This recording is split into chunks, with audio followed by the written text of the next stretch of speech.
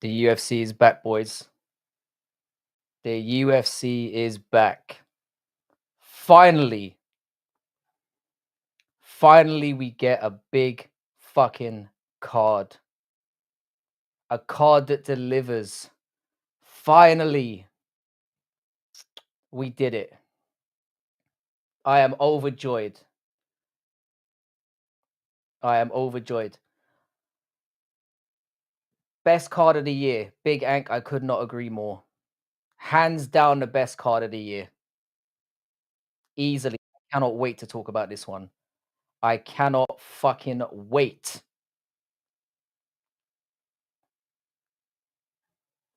The Hermansson knockout was scary to see. Yeah, this was another is he dead moment. I legit thought he was dead. Legitimately thought the guy croaked it right there. And that was like a by the time we got to the end of the card, that almost felt like an afterthought. It was incredible. Oliveira died, guys. Yeah, I kind of felt sorry for him after the he posted like his apology and all that kind of shit. I felt kind of bad for him after that. I'm not gonna lie. It wasn't the best. Felt sorry for him. Yeah, Doug, I can see you. I'll just pop you in straight away. This is a rare pleasure. I'll just pop you in. No Jones. Hey there, Good bro. morning. There's no How are pop you, mate? in. There's no pop in that hug in, ladies and gentlemen. Once you're in, you're in. Once you're in, you're in. How you doing, How brother? are you, mate? Coming up. I'm great. How are you? I'm awake. I'm awake now. I'm here. I'm awake. It's 5:30 in the morning. I Unbelievable. skipped gym. We're gonna do half an hour, and then I'm gonna get out of here. So I gotta go to work. Oh, sweet, man. I really appreciate you turning up. I feel like this is a good one to do because what a card. I What know. a That's why I card. was like, we got to skip the gym for this one. We have to. We have to talk to Frankie. We have to talk to the boys. Let me stop doubling up here and close this one. Cool. One screen. Jesus Christ, we're so back. Do you We're feel so back? back. I feel back. I feel back. I have not felt this good after a card since like I don't know, like deep into last year. You know, we Yeah. had a couple sensational card. There was a lot of complaining about it, obviously, the 11 card lineup. I thought the pacing was great. I thought Mm, there were very few lulls. mm. Phenomenal card. How did you feel about it overall? I loved it. I'm so angry that Dana White is going to do yet another victory lap. Like we were all complaining about UFC 300, and he posts that video laughing at all the bigger MMA YouTube channels about how we don't know shit about card building. And everyone, Guru, you, everyone has been making videos about just how terrible UFC 317 is on paper. And then it turns out to be an absolute banger. So once again, Dana White's going to tell us all to shut up and keeps doing what he's always done. Yeah, I thought his whole like we're gonna talk about this a little bit. We might as well kick off with it now. Like did you happen to see his post fight interview or his post fight press conference at all? Did you Only catch any clips. of it? Only clips. Yeah, a lot was kind of showed in what he said afterwards. There was the thing that stood out to me. There's a quote I've taken directly from, and this is what he said. So our resident John Morgan, when talking about Paddy coming into the cage, was a very weird thing to say. So he basically said, "Oh, I know it wasn't planned, but it was fun to watch." And Dana's exact quote was, "That's not what we do. I don't give a shit if it was fun to watch or not," which I thought was the most poignant fucking moment of 2025. The most unironic delivery as well. Yeah. I mean, tell that to Khalil Rountree's title shot, huh? You know? I think the exact quote for Khalil Rountree's entire title shot was, "It's a banger." That was the exact quote as for why that fight got made, because it was just fun to watch. Pretty Very, sure Dana very was bizarre also stuff. pushing for John Jones versus Tyson Fury before Francis Ngannou got the Tyson Fury fight. Do you remember? Petrich Farm remembers. What's up, Brutally? How are you, dude? Are you right, guys? Can you hear me? Yeah, he loud and clear. Good. Hang on, let me sort out my audio. You carry on. All good. Yeah, Man. so it was Yeah. So, he almost managed to spoil it in that one moment. Just with, if you haven't watched the whole press conference, I would advise anyone who's in here to go and check it out. It was yeah, I'm gonna go bizarre, listen to it today. bizarre I'm to gonna say listen the to it least. today. Well, it's because Dana doesn't want to corner himself into any yes, you're getting a title shot. You know how Dana White and the UFC are. They want them all hungry and begging for a title shot, so they can sort out their schedule the best. Who's the least injured? Who's the first available? Who wants the least amount of money? Who's actually going to take a number one contenders fight? Once you answer all those questions, then you know who's getting the title shot. Whereas if you just promise it to Paddy, all of a sudden Paddy will want this, Paddy will want that. Suddenly Paddy will become a diva to work with because they're all fucking divas to work with at some point. So that's why Dana shoots that down instantly. It's different for flyweight, obviously, because Pantoja's burnt through the entire division 3 times over. Yeah, and there's no other option now at this point. It's pretty much do Joshua Van or there's nothing left. He's literally plowed he's fucking humped his way through the entire division. So I get from that perspective, but it was just it shows to me that the UFC are very, very hungry to take away like those organic moments that we get in the sport. yes. They want everything controlled. Yeah, it's the fact that he would be era. angry. It is the corporate era now. That's what it is. It's so fucking corporate that it's unbelievable that Dana White has come out after that last night and gone, yeah, no. But it shouldn't have happened. It should never have happened. We don't want that to happen. Like, just let it fucking go. Like you're making Dustin versus Max Holloway for fuck's sake, which is the stupidest fucking fight I think in the world. If Dustin beats Max, then what do you do with Max then? Like Well, what do you do with Max now, brutally? Think about it. Where does Max go now? Give him Sarukian. Give him Sarukian. Sarukian's got fight again. Sarukian's got fight again. Let him play around in lightweight. He wants fight. He said he's committed to lightweight now. Sarukian's got fight again. Justin's being a fucking murder, saying I'm going to retire if I don't fucking get the title fight. Did you see what Dana said about him? Yeah, he told him fuck off. Yeah, retire. Yeah, fucking go retire. I love that. Retire then, which is I love that. So I love that energy. Let him go fucking retire. Let Dustin fight. He should be fighting Colby. That is the only fight that makes sense. Colby's on the way out. They've got a feud, haven't they? They've got a massive feud. They've got a massive feud. Yeah. They both said they wanted the fight. Why ain't that fight happening? Because I was hoping that we would get Dustin versus Gaethje 3. They're 1-1. Gaethje needs one more win to go for a title. If Gaethje loses that fight, then Gaethje's essentially retired. Like if Gaethje loses his next fight, he's retired. He's 35. He's 36. You're not coming off 2 losses going for a title win. You know, well, I'm physio, but fuck it. You know, so Dustin versus Gaethje is sort of like the natural ending of their storylines. That's another one. Makes sense, but I think Justin refused it. I reckon that was the first fight they went with. I think that was the fight they wanted. Justin refused it, and they went to Max. Yeah. I think you're right. Yeah, but it just shows what we're dealing with now because we had like the Diego Lopez and Yair Rodriguez thing, which was again really obvious to make. We've now got this with Ilia and Paddy, where he's clearly shooting it down as well. And we had the same thing. Don't get me wrong. It's just it's not justified. Paddy should not be fighting for a title, but just go with. Sometimes there's moments where it bypasses rankings, and that is one of these moments where they've got history. Paddy's on a bit of a run. Ilia's just become the champion. Make it fucking happen. Make it one of these one-off events that shouldn't be happening, but make it happen. Because if Paddy loses his next fight, we'll never see it.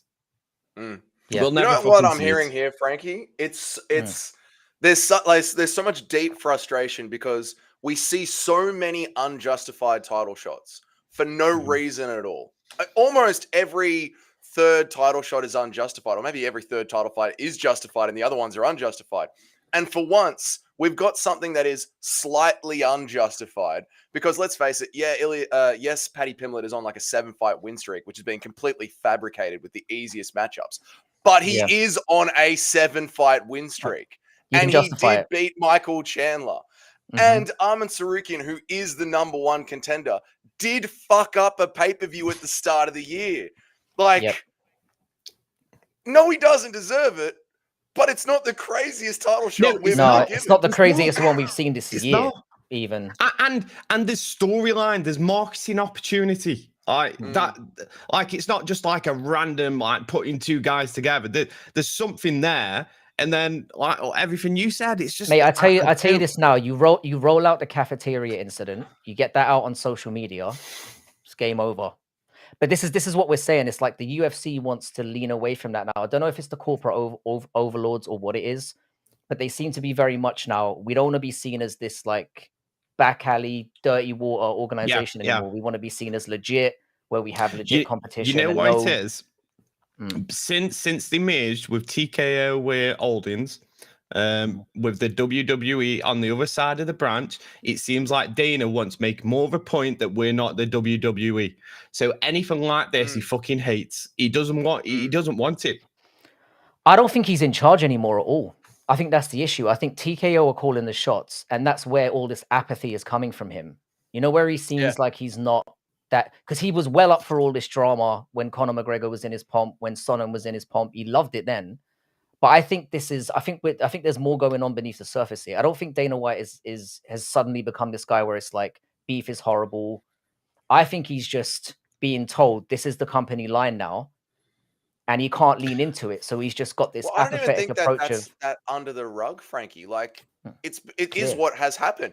The TKO group bought the UFC. It's a publicly traded company. It has a board of directors. Dana White was fired from his previous role and made the president of the UFC, which means the board hands Dana White a set of marching orders, and you direct Hunter Campbell, you direct the production company. We've seen in the Roku series, they have that PR room now that shits themselves whenever Sean Strickland grabs a microphone. Like, it's not Dana White. It used to be Dana White's company, and the Lorenzo and the Fertitta brothers would give him a bunch of money and go, Dana, you know fighting, go build the UFC. And he'd report back to them with profit and loss. It's not that anymore. Now it's a bunch of board of directors saying, Dana, this is the direction we're taking the company. You turn it out this way. And they don't want Conor McGregor saying that he's going to destroy an entire favela on horseback anymore. They want to be able to sell UFC dolls next to WWE dolls down at Toy World. I think that a lot of what you said is true. I think with Dana White, he's never liked this shit. If you go back to the John Jones shit, when John Jones and Cormier were feuding, and they had those like full outs and they had that fight, he was livid about that.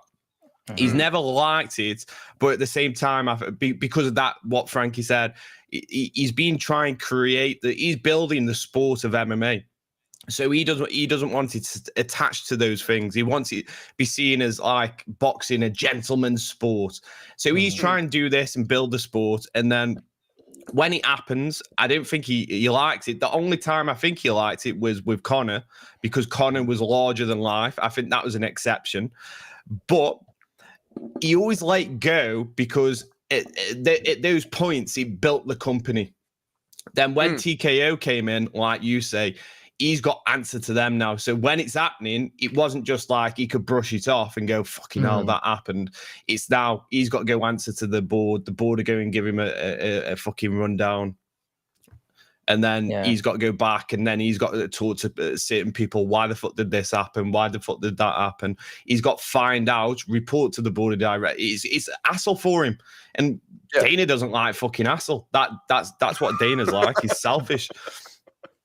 He doesn't. It's problems. And if there used to be drama, he would talk it down, but you'd still, you bring up the Conor thing, and that's perfect. Like, he was upset about the dolly going through the bus window, obviously. Yeah, that was one thing. Not just because, it really pissed him off, but they still showed it during the build-up. It was still part of the story. Now you have what happens between Ilia and Paddy Pimblett, and they don't show it anymore. They don't tell it as part of the story anymore. And that shows the production company is completely changed, because it's not a promotion anymore. It's a production now. And they're different things. Yeah. It's a shame, because I think as like hardcores who have watched the sport for, most of us have been for over a decade now, it's the realization that we're never going to get those times back. There aren't going to be these as many organic moments anymore. And we've seen the writing on the wall for a few years now, where you can Yeah. see the way that the Yeah. press conferences have been sanitized, how it's a 30-minute thing. You don't have the big. They try to control the variables where you don't get. I mean, we all miss those press conferences where you had fucking 20 people on the stage and anything could kick off because you'd have beefs you didn't even know existed, and you got this lightweight throwing shade at this flyweight over there in the corner, and you get those moments where we wouldn't have got the Connor Jeremy Stevens. Even. Yeah, we talked There's about stuff like that a lot this weekend, and it was just such one of the best moments in fucking combat sports history. Like, it was just so organic. They're not fighting. There's nothing. He starts yapping, and it just creates this moment. But this is what I'm I'm saying. so sad we didn't have Lopez Manel Cap on this press conference. Oh, because it would have been Manel Cap and Kai Kara France going back and forth. Oh, that might be why he disappeared off the card. Because Mate, I'm annoyed at Manel Cap. I've kicked Manel Cap off my fandom list. The gyno, the eye poking, now the missing fights consistently. Oh, half of them Arnie's fault. I don't care. Half of them weren't Hamzat Chimaev's fault. Leon got COVID as well. I don't give a fuck. We throw other fighters under the bus for less. Fuck Manel Cap. Fuck him. Done. At least we'll get him and Kai Kara. At least we'll get him and Kai Kara France now. I think we've got Van, and that was a really great thing to come out of that. Before we get into the Joshua Van stuff, pound for pound, do you think that last night's performance rightfully puts Ilia Topuria as the best pound for pound fighter in the UFC right now? I think you're going to push back on this, knowing your Yeah, because everyone seems to be a pound for pound list is just a resume list, right? And I have come around to this a little bit, but to me, the pound for pound list is your skill set across the weight classes. Well, Ante just proved that, though. Ante just proved that, though. Featherweight and lightweight. And it wasn't just that. I said yesterday when I did my live stream, I guaranteed everyone two things, right? I said that Ilia was going to knock him out, and I said secondly, and this is one thing that was overlooked by a lot of people, I said they're going to spend some time on the ground, and Ilia's going to show how fucking good he is down there, and that people everyone forgets how good he is on the ground. He used to be he's a ground guy first. Yeah, he's a ground guy first. And then he thought, oh, actually, I've got power. I've got organic power, and I can knock people out. But he is a ground guy first. That's what makes it very interesting, his skill set. And we haven't seen that as much over the last couple of years. So that's why I think with the pound for pound thing, we don't just have the display of what he did with the wrestling and the grappling, the fact that he's now you're forgetting a second belt in the division as well. He's topped the best card of the year. They did a promo at the beginning of the card saying who's the fighter of the year. Do you remember when they did that? It was all in pink. I love the UFC now. The interesting choice, that one. They had Marab on there, which I think is a decent shout. They had Islam Makhachev on there, which again I find quite bizarre in terms of fighter of the year. It's a weird one. We've just had Topuria knock out 3 of the. Anyway, sorry, carry on. I want to hear your thoughts on this before I. Well, no. I like where you're going. I just want to. I'm trying to remember who was the last person Islam Makhachev cleanly slept. Slept. It was Volkanovski. It was Volkanovski 11 days off the couch after a terrible weight cut. Now, before that, Islam Makhachev usually gets into a bit of a boxing brawl where he gets touched up quite a bit and then knocks them down and latches up a submission, doesn't he? What's up, MMA holes? How are you, brother? Like, when was the last time, apart from Volkanovski 11 days off the couch with one of the most insane weight cuts you've ever seen, when was the last time Islam Makhachev cleanly fucking slept someone? He's dominant. I mean, I kind of put domination in the same bracket as well, because I mean, he has gone in there and completely destroyed people. He also has that Volkanovski first fight where you can make a case that I personally don't think this. You could make a case that Volkanovski won that fight. Watching it live, I felt like Makhachev kind of edged it out. It was 3 rounds to 2. But when you look back at that, I know it was more of a prime Volk, and it was a Volk we got who was, on a training camp and was ready to go. But like, it still stands the point of like, because Makhachev fans used to make the case of there's CV for CV. There's the fact that he's showing dominance in this area and that area. I think that fight yesterday, again, illuminated to a lot of people that Topuria isn't just somebody that can knock your fucking head off. When he gets down on the ground, he's not afraid. And that's where I felt like the matchup with was really bad for Charles to begin with, because we all know that when Charles gets dropped, he can drop down to the ground, and then people are afraid to get down there with him because of how good he is. And it gives him that time to recuperate, get back up, and then work his way back into the fight. That's his little 10 seconds to clear out the cobwebs. And, Clear the cobwebs. Ilia was not. Ilia showed in the grappling that he wasn't afraid to be down there with him. I know he kicked him a bit and let him get back up. Yeah, you know why he let him get back up? He said, I looked at him in his eyes, he was it. So I let him back up because I knew I was going to knock him out. But I think it demonstrates to me. So if you look at CV, if you look at body of work, 2 champion status now, and if you look at what he's demonstrating inside the cage, it's very, very hard to deny that he right now is the pound for pound best fighter in the UFC. Now, I'm not suggesting I'm sure there's fighters in the back arse of nowhere that are doing crazy things against nobodies that may potentially, This is why it's skill set mixed with resume. And even with resume, right? Islam Makhachev's got Volk. So does Ilia Topuria. Ilia Topuria's got Max Holloway. Ilia Topuria's got Charles Oliveira. Islam Makhachev has got Moicano, Bobby Green. And then you just see Moicano lose a very shit. Yep. So I do think. And we've seen. Sorry, Frankie, but like we've seen Volk go up, prime Volk go up, not 11 days off the couch, and Islam Makhachev really struggled with him. We've seen Ilia Topuria go up and just destroy Charles Oliveira. Now, chat and boys, do you see Islam Makhachev going up and finishing JDM in the first 3 minutes? No, I don't.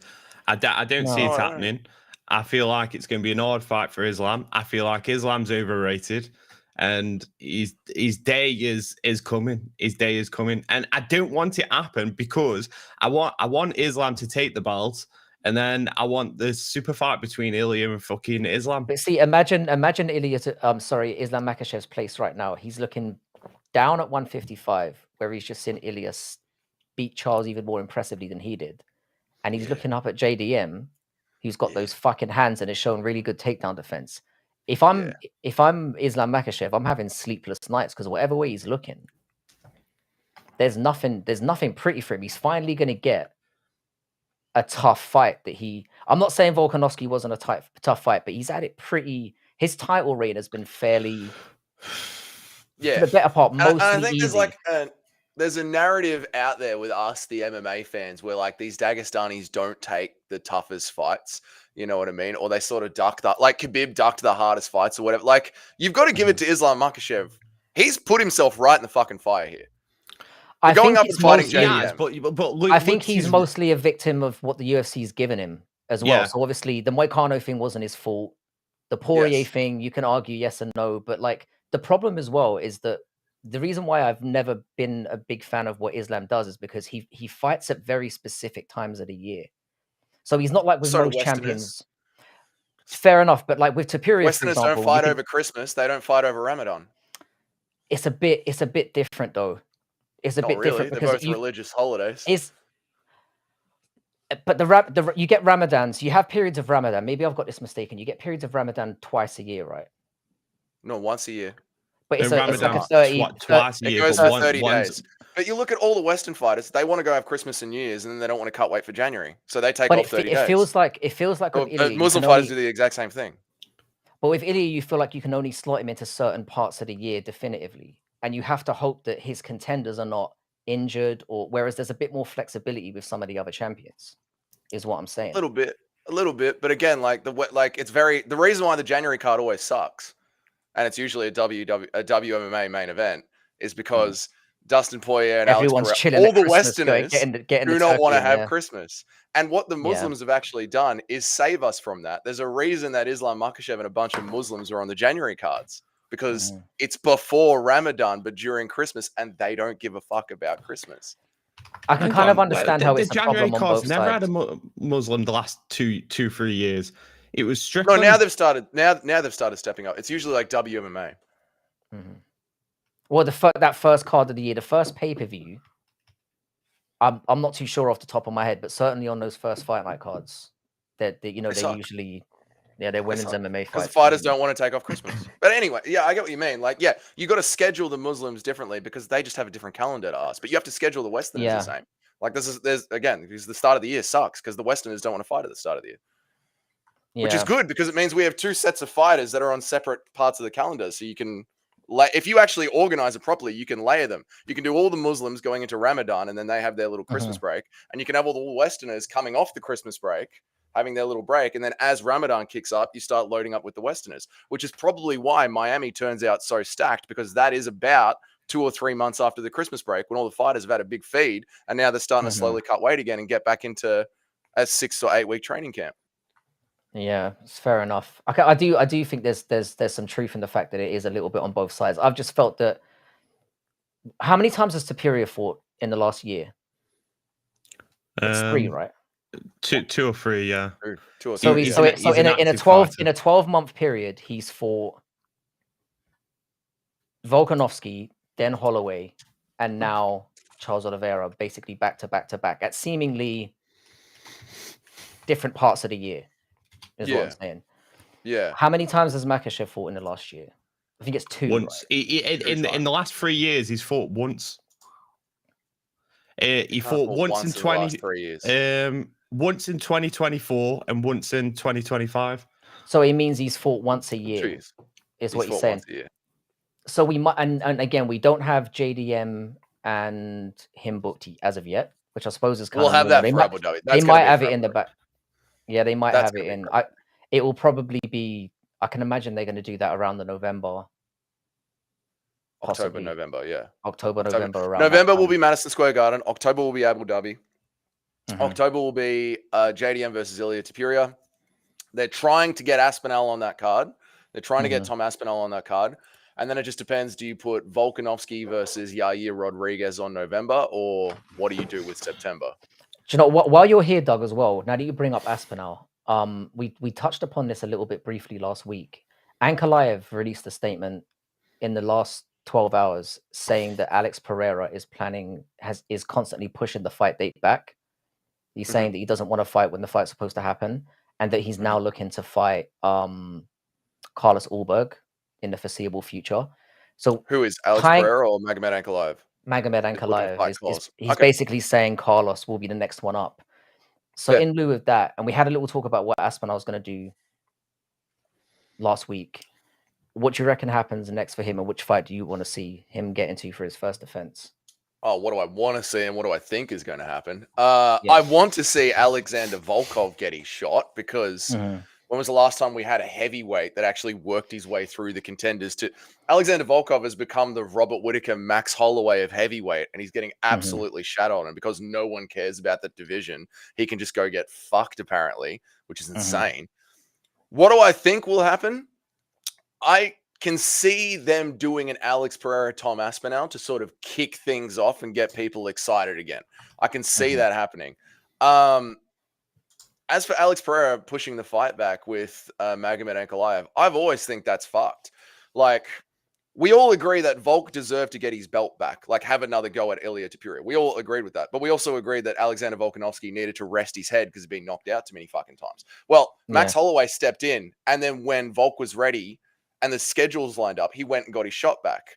Now, I understand Alex Pereira did a bunch of favors for us in 2024, but Magomed Ankalaev needs to go to work. This is $300,000 a fight, and he's just sitting around waiting for the number one contender. Why do we dance to the drum of the number one contender? Alex can get his title shot when he's good and ready, but let Magomed Ankalaev fight other contenders. Why are you resting the champ for waiting for somebody who's the contender? It's a weird one. And we've seen it happen. And he's Muslim, I'd so rather people don't give a fuck. Fuck him. Yeah, I kind of agree. I'm kind of happy for Ulberg to step up because I know he's going to get fucking destroyed anyway. But the reason why I brought it up is I kind of feel like we're getting more and more hints to what you alluded to at the beginning about them possibly pushing Alex into that spotlight. Because I think I mentioned it last week and I kind of got fucking run over for it. Again, I think the confusion was I wasn't saying that the Alex Pereira and Tom Aspinall fight would be competitive. That wasn't what my point was. My point was that the fact that we lost a year of build-up between Jones and Aspinall, you then had a situation where now that Jones is out of the picture, the rest of the people, nobody wants to see Garn fight because they don't think he deserves it. Although it could likely be him. Volkov has already lost to Tom and technically lost to Garn. Even though I think with that Garn win, he probably deserves it more than anybody else. He's earned a shot. In a sport, he's earned a shot. Yeah. Almeida got absolutely fucking steamrolled by Curtis Blades, and we saw what Tom Aspinall did to him. So we can't, and then so we've got nothing. And even if you book any of those guys, even if you can justify any of those guys deserving it, you're in a position where it's like we've waited for a year, and that's who's going to fight Tom Aspinall. Whereas with Alex Pereira, it's like, all right, he's lost his light heavyweight. It was a pretty reasonably close fight with Ankalaev. You can sell that narrative of, oh, you've had a 2-time world champion in different weight classes, going up to potentially get a third belt. What will he be like at heavyweight? For the casual audience, you can make that argument. You've got to think like the WWE, because this is how TKO run now. They book everything like the WWE. You've got to think like the WWE. And all of that brand power that Alex Pereira has in 2024, from the bloke at the sports bar who's just glancing up at ESPN, him having a go at the heavyweight title, they probably don't even fucking remember that he lost his belt. They just remember, that's that kickball. That Alex Pereira bloke. He's going to fucking try and win heavyweight as well. Yeah. That's all you need. That makes the title. So I think it makes sense, and I feel like that's getting closer and closer to happening. In terms of the pound for pound, we all know that when Monday rolls around, Ilia Superior is still going to be number 2. I'm going to be arguing about it on my live tonight, but it's 6 a.m. so I got to go to work. So brutally, Frankie. Cheers, boys, brother. Thank you. By the way, if you're in the channel here and you're not aware of this, man, Dougie's Corner. G'day, legends. There immediately. Thank you so much for turning up. I appreciate it. Catch you in a bit. All right. Have a good stream, boys. Love you listening. See you guys. Bye. Thank you, brother. Bye. So you reckon he's going to be number 2? Yeah. Yeah, the Makhachev dick riding, because they've got no reason to elevate him to number 1 now. I think they keep him at number 2, or sorry, they keep Makhachev at number 1, so it builds that JDM fight. Yeah, they're not going to knock him up. Well, who is it that's in charge of it? It's all the media members. All the media members, isn't it? So they're not going one move. Well, as much as I think it's the media members, the UFC have some pulling power over. Well, they're going to have influence on the media members, because it's going to be how bad do you want to be given press passes to these? I think they're already. That's what the audits. Yeah. Yeah, I think they're already established. Like, there's some really obscure media members that have a say in these. Yes, we checked this out, didn't we? We checked this out, and it's like some weird, like not some that we've never heard of, but they're all under the fucking ESPN brand. Convenience. But yeah, I think you're right. I think there's a good case, like you say, for Topuria to be number 1. I think it's one of the best runs I've ever seen to the title, to the title and stepping up. The fact that he's just proved the pound for pound thing, I think that holds a lot of weight. When a fighter moves up, and you're talking about a pound for pound list, it's imaginary. It's like, how does your skill set transition over different weights? He's just gone, yeah, my skill set does transition over different weights. And then on top of it, he's fought possibly one of the gangliest, Charles is tall. He's a tall guy. He's a big guy. He's gangly, and he managed the distance really well. The fact that his distance management meant fuck all. His jab was on point, and then when it got to the grappling, he was just he overpowered him. Like his power, everything just transitioned. His skill set just transitioned to lightweight, and I don't think he looks like a lightweight. Yeah. Even more dangerously looking. It's scary how good he looked. And that's the thing. It didn't surprise me. It didn't surprise you, because we know what Ilia's about when it comes to the grappling and the ground game and the everyone forgets, don't they? They think he's a boxer, but we haven't really seen it. We haven't really seen it in the UFC, so I kind of understand where people are coming from with that, because it's like, what's up, boys? How's it going, bro? Right, Bodak. Bodak just saw his first genuinely good card of his lifetime. Yeah. I did. I really enjoyed that card. You understand it now, don't you? You finally get it after it's 6 months in the trenches with us. Yeah, I've been in the wasting my worst fucking era of time this whole UFC. fucking 6 months. What the fuck have I been Yeah. watching till this card? Now, it was a good card. I got a new favourite fighter, Joshua Van. 100%. Yeah. Like, he took a We number need to one talk about contender, him as made him well. look ordinary, mate. What a fucking fighter. Sensational fight. I do have some thoughts about the fight itself, but I'm with you 100%. I think for this is like a story that is just a beautiful thing to watch in MMA. A guy who lost a fight not that long ago. He was sitting outside the rankings, and in the case of 3 fights, he's jumped He's changed to 12. his life. He's changed his life. He's taken his opportunity. It's like beat the number 1 contender, and now he's there. It's great. Sorry, what were you saying, Bruce? Izig did the same. Like he jumped up and like he got up there out of nowhere. But Joshua Van's going to get battered by Pantoja. He's not ready. He is not ready for that fight. Pantoja just showed that there's fucking levels, and how he beat Kai Kara France. He went to that next gear, and then during the fight, he was like, I'm going to take it down a peg. I'm going to rest for the next round. I'll just match it his level. And then in the next round, he came out and he was just fucking like level 5. Let's upgrade. Time to switch it on. I'll end the fight now. Thank you very much. Do you think giving Van Cara France next? Do you think that'd be a good fight? Oh, it's already locked in, the title fight. It's locked in, yeah. Is it really? Yeah. Jeez. It's locked in. And it's kind of it's needed. It's kind of needed now because there's literally nothing left at flyweight for Pantoja. There's nothing. Yeah. He's already beat Kai Kara France twice. He's beat Royval twice. He's beat Moreno 3 times. There's nothing left for him. So it's this or you could get creative and try and throw Manel Cap in there, but he fully doesn't deserve it. He's also lost to Pantoja. So it's this or nothing. Yeah, and it's exciting because everyone's on the Joshua Van train. It's going to get derailed pretty fucking heavily as well. What bothered me about last night, I do think Joshua Van's performance was amazing. The entire time I was there shouting, why is Royval not trying to take him down? Yeah, I don't get why he didn't mix it up. But it was so bizarre. Pantoja's not going to do that. Pantoja's going he's going to take him down, make him gas, and then he'll get him back to the feet. I don't think it's necessarily that bad for him because I think Joshua Van is going to be a champion in the future. Yeah, I do. But I think he gets destroyed. He'll get a nice little payday for a title shot. He's a young man. You know, he's clearly doing things the right way. I don't mind him getting the title shot. And at the end of the day, a loss in MMA is not earth shattering like it is in boxing, where you're basically fucked. It's a needed fight, and I'm really excited because it is MMA. You never know what's going to happen. He could come out and drop Pantoja straight away, and we get this one of these holy fuck moments. But Pantoja should win that fight, and pretty convincingly as well. I agree. I think he gets it done in 1 or 2.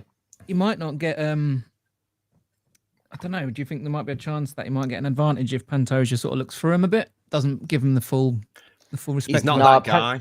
No, Pantoja's not that guy. And the thing is, he's like, we're talking about somebody who is pretty much elite everywhere. I would give Van the edge on the striking, but Pantoja can play with him. He's got you can play with him in that realm a bit. He's got a chin on him. Yeah. The levels between the grappling. I mean, I know Joshua Van's got decent takedown defense. If he gets him on the ground, it's fucking curtains. Yeah. There's no way. We've seen Van dominated against lesser competition in that area, and I do like his takedown defense. It's way too soon for him. Thanks for the 2. Sorry. Pan's just a fucking. He's a complete fighter. He's an absolute complete fighter. And so far I haven't seen that from Joshua Van. He's very heavily in the striking, and he's a really good striker. But yeah, when it comes to Pantoja, I don't think he's going to hang with him. No. Unless he comes out in the first round and goes, you know what, the fight starts standing, let's fucking make it happen, and he fucking puts it on him and drops him. And the thing is, Van's very good with like precision striking and working somebody up. He doesn't necessarily have knockout power in that way. He's got he builds like a cumulative damage. He finds the right shot from good angles at the right time. and he worked you out as the fight goes out. If you're going to stand there and box with this guy, you're going to have a bad night. But Pantoja really is not that. He's not that gentleman. He's not going to play that game with you. He's too confident, too skilled, too experienced, and he's not going to just overlook him. And I think if he was ever thinking of overlooking him, that performance last night will knock any of that out of the way. There's no way we see him do that. But I still think it's exciting for Van. It's an opportunity that we get to see. I think he'll be a heavy underdog in that one. But again, it's a storyline. It's earned. It's a young guy who's put himself in this position by saying, you know what? I'm going to keep fighting. I'm going to keep putting my name in there. And it's showing the rest of the fighters, this is what can happen if you step up to the plate and get in there. You take risks. And that's what we need to see. We saw it with Diego Lopez. We've seen it with fighters like Gene Silva to a certain extent. We've seen it happen a lot over the last few years. You get Alex Pereira. You get your opportunities. You keep stepping in there. Yeah, that's part of it. If you keep stepping in there, apart from unless you've got certain privilege, like I do believe that certain Dagestanis do get privilege. People like Islam, I think he's got massive privilege. Look at his run to the title, though, man. Like he came off beating Bobby fucking King fucking Cunty Green and gets a title. It was very Khabib-esque. It was very Khabib-esque with like the layups all the way to the belt, and then fighting a guy for a title who's barely in the top 15. And then he's had like the easiest run as a champ. Like the Charles is probably his hardest fight. I mean, hands down. On paper, Volk then is a featherweight stepping up. Give him a hard fight as well, and then he gets a second Volk fight on short notice, which Volk, everyone knows, was not training at that time, stepped in, shouldn't have took the fight. The UFC as a promoter, this is why I hate about the UFC, because they don't have, because they promote every fighter. It's not like boxing where they've got their own promoters. Eddie Hearn would have said to his stable of fighters that if that was one of his fighters, he would go, no fucking way. One of your top guys is fucking eating barbecue, smoking spliffs and fucking having beers, and they go, right, I'll fight in 2 weeks. And there's no way Eddie Hearn or any boxing promoter is going to go, yeah, mate, yeah, we'll book you for that. They tell him fuck off. There's no way I'm risking that and putting your career on the line. And it was stupid. And no one was in Volk's corner to pull him away from that fight. Shouldn't have happened. Then we get a fucking... I'm kind of the view of it of like when he's his. I do think obviously hindsight's 2020. Like I think when you're presented with an opportunity like that to seize greatness, you take it because it may not come along again. I know it was a bad decision. If you're training, I agree. If you're in training, you're not completely like. We're not like some fighters. They stay training. They aren't in a fight camp and they're like ready. Volk was not training. Not ready.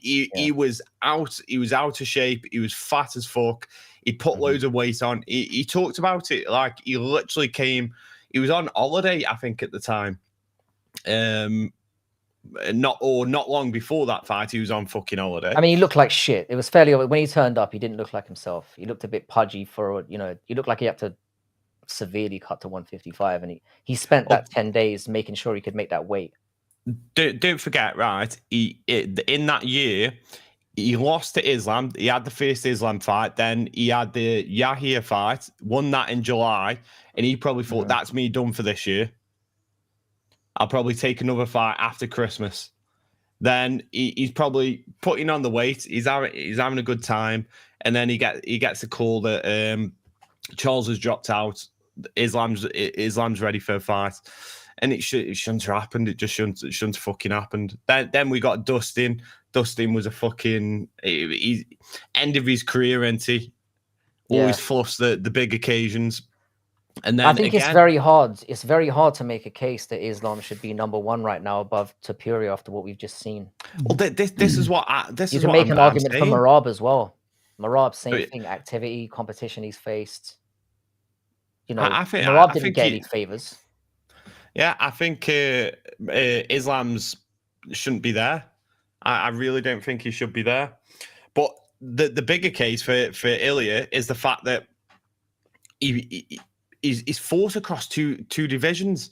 And one of the guys that he's beat, that Islam's beat twice, he did it in a better fucking fashion. He did it way better. And then he's fought Max. That run, there's not... I think Max, Volk, and then Charles is a way better run than any of those fighters that fucking he's fought. I mean, if you look at it from any pound. metric, if you look at activity, if you look at performance in the cage, if you look at schedule of competition, how can you justify him not being number one right now? I don't know how you can say he isn't. Like I'm saying this knowing that when Monday rolls around, he's going to still be second. There's going to be no movement. All right, that's what I expect. I'm very, very surprised. I can't make sense of the rankings. I don't know how it even works. It's basically media members vote on it. So there's a whole range of like media outlets that I don't know how. What, the same media outlets that ask all those retarded questions at every press conference. Much. And then actually, no, we learned that it's not. It's like all these really obscure ones that no one fucking knows, but they all. If you see the list, it's like, who the fuck is that? Yeah, like 90% of them are like, I have no idea who the fuck this is. Right. So the rankings it's all basically on how people feel about the fights. It's got nothing to do with their actual activity and things like that. No. They have a criteria to go by. So after every card, I don't know if it's point system or whatever they use, but there's like the rankings change every week after every card. So based on like for example, you wouldn't necessarily go shooting up the rankings if you haven't performed on that week. We've seen it kind of happen if somebody drops out, and then there's a bit of a shift, or if somebody wins who's on that card that week, you might see a shift where people move up without having performed. But no, I don't understand why there's a human element to it. I'll be honest. Like Dana White, just give me a load of money in 3 months. I'll build you a system that tracks it all. It'll punish inactivity, it'll reward activity, and it'll go purely based on what you're actually fucking doing in the octagon, and not the feelings of some journalist you can't trust. What if they've got a bias? You know what I mean? Yeah. It is biased. I do believe that Dana White on it. Yeah, I do believe that Dana White doesn't have as much control over it as we think we do, or as much control over anything else for that matter, because we saw the tirade he went on about John Jones for ages, saying he's pound for pound number one, and it never transpired that way. So I don't think he has a direct say in it, but it would be stupid to think that the UFC don't influence who gets to have a say on it. That would be crazy. What the fucking but I'm expecting it Monday. I'm expecting it Monday for that to go down. All right. In terms of go ahead. Just curious, does Tapology have a pound for pound list? They do.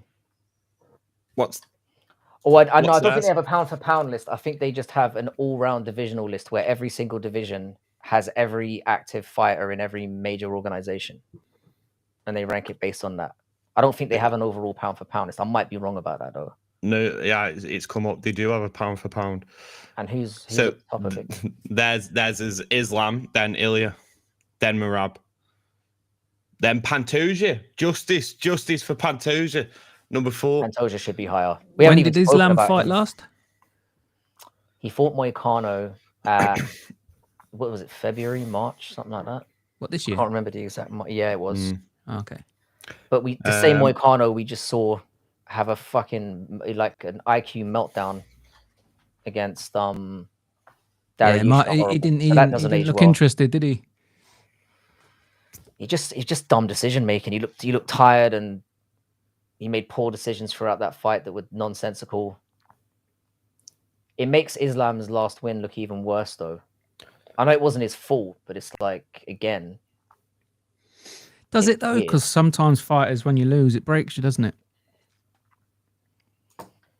Because you look at Ronda Rousey after she lost, that was it. She's done. She'll never win a fight again. Like some fighters just break, don't they, when they've taken a defeat? Their confidence goes. Yeah, there's more. But it could be. I mean, that could work as a factor at any. Yeah, for sure. But you see it, don't you? Like Masvidal as well. Didn't he go on some wicked streak and then he started picking up L's and then that was it, done. Like once you start, I mean, losing. the Masvidal one was more interesting because it was a series of. I mean, Darren Till turned out to not be as great as people thought he was going to be. Beat him to get I back hate on Darren track. Till. Yeah, he's an absolute spanner. That guy. Who was the next fight? He beat somebody else who was relatively, all right. It was the Askren knockout. Askren, yeah, Would put him Askren, on then the Diaz. map.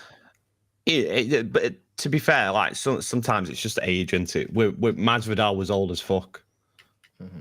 It was just age. Yeah. I don't think that's a mentality thing with Masvidal. More of a age skill set decline. Yeah. I've always wondered how losing a fight would affect the fighters and stuff. Like how many genuinely bounced back and put it behind them, and how many let it. It really depends. Yeah, it really depends on the person. Volk's a good example. Charles is a great example, who was seen as pretty much a journeyman, and then he went on a fucking terrible tears. Yeah. And then you look at Tony. You look at Tony when he fucking went on that 13 fight streak, and then so it leans to your point. Gets broken in a fight he probably never should have taken in the first place, and then he goes on a fucking 8-fight losing streak. What about Usman? That's a recent example. I thought he was the Usman one. The Usman's one's interesting to me because obviously he was winning that fight with Leon, the second fight that they had overall, and the head kick from nowhere and then he did lose convincingly to Leon in the second fight. Yeah, but then he has that really close fight with Chimaev that he arguably could have won. Which I thought he won. So it says 3 losses on his record, but really it's like head kick KO from the gods. All right, he lost to Leon Edwards in the second fight. Yeah. But then which was in England, so that could have affected performance. Yeah. And I was going to talk. Yeah, sorry, go on. No, go on. No. The Chimaev fight was in Abu Dhabi, wasn't it? Yep. So he was never going to win a decision there. Never. It wasn't really like a comeback of that kind of. I mean, it was a bit, like I said, it was 3 fights in a row that he'd lost, but it wasn't as catastrophic as it looked. Yeah, I know what you mean.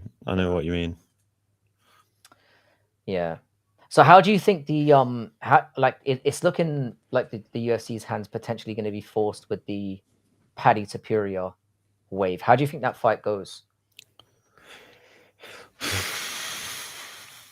Nervous for Paddy, I'll be honest. I think Paddy gets knocked the fuck out, and I can't wait for it to happen. I absolutely can't fucking wait for it to happen. Really? It'll be. I think he gets chinned as well, round 1 chinning. Think about it, right? All the things that he says, Scousers don't get knocked out. And then he was like giving it the big one last night. You went fucking knock me out, lad. And then he comes out and he just gets chinned in the first round. Oh, I fucking love it. Oh, it'd be amazing. And then everyone the next day is just going to make memes all over the fucking show. Scousers don't get knocked out. Have you seen that clip of him? Have you seen that clip of him? He's going, Scousers don't get knocked out. And then some guy goes, well, unless you're playing PSG. It's like, it was literally like the day after PSG knocked Liverpool out. It's like, yeah. I fucking love that. Paddy's he's waiting to be memed. That's what this feels like. It feels like he's going to be another rung. And he's got a chin on him, like he's a big chin. He's a big face. So you can imagine when the connection comes, it'll be. The thing is, right? Do you remember in his was it Paddy's debut? His debut fight when he got rocked like bad. It was in the clinch and he got dropped and he was like he hasn't got a chin. If someone like Topuria catches him, he's going to be dead. Like it'll be worse than the Jack and Manson fucking knockout. He gets clipped a lot. I've noticed Paddy as well. He does get clipped in his fights, even when he's doing well. By the way, have you talked about the fucking Jack and Manson thing? Yeah. No, I haven't. We touched upon it a little bit at the beginning. Somebody mentioned, I think it was Big Ank mentioned it at the beginning. That was legitimately scary. It was. I mean, what do you think about the follow-up shot? And what do you think about it? Is it RoboCop's fault, or is it Abe Dean like being a lazy fat fuck and not being in the right position? And he just kind of it almost felt to me that he delayed and he thought, oh, he's down, he's out, and he's not going to punch him again because he didn't. There was time for fucking Abe Dean fucking jump in. Yeah, and I felt like he didn't. Watching the replay, I want to hear what Bodak's take on this as somebody who's relatively new to MMA. What did you think of it? So, you know, the referee seems slow to act, but the thing that I wonder is these the referees speak to them at the back, don't they? So you don't know what the fighters are like. The fighters will be in his ear before the fight, saying, "Don't stop it early." Don't they? They get in the referee's head, don't they? Because they'll be concerned with early stoppages and stuff, and they'll. Yeah, that's happened before, where fighters have they've dropped someone and they haven't followed up, and they thought the fight was going to be over, and the fight continues, and they've lost an opportunity. Agree with City Life Project. Abe Dean's fault. Abe Dean should have stepped in. He should have stepped in. RoboCop doing his job, nasty, but he did. He had a moment, like you see the moment he drops him, he hesitates for a second. Yeah. That's when he was probably waiting. Abe Dean, you doing anything? No, I'll do it for you. I will say this though, like Herb Dean did start to move straight away when the knockout came, but his positioning was the problem. But that's the point. He's a professional referee. He's not like a new referee. He should know, especially with two big guys, that there could be like a big knockout. He's one of the trailblazers, isn't he? In refereeing, he's one of the ones that helped set the standards and. MMA he is seen as one of the better referees. I mean, referees get a lot of flack. I'm of the opinion that when I started seeing ref cams in PFL, I was a little bit more sympathetic towards what the refs have to do, because there's certain times when because we obviously have the advantage of seeing different camera angles. We've got a very clear shot of what's going on. There are times when they've showed ref cam footage where we felt like, oh, it's an early stoppage. And then you've seen it from their point of view.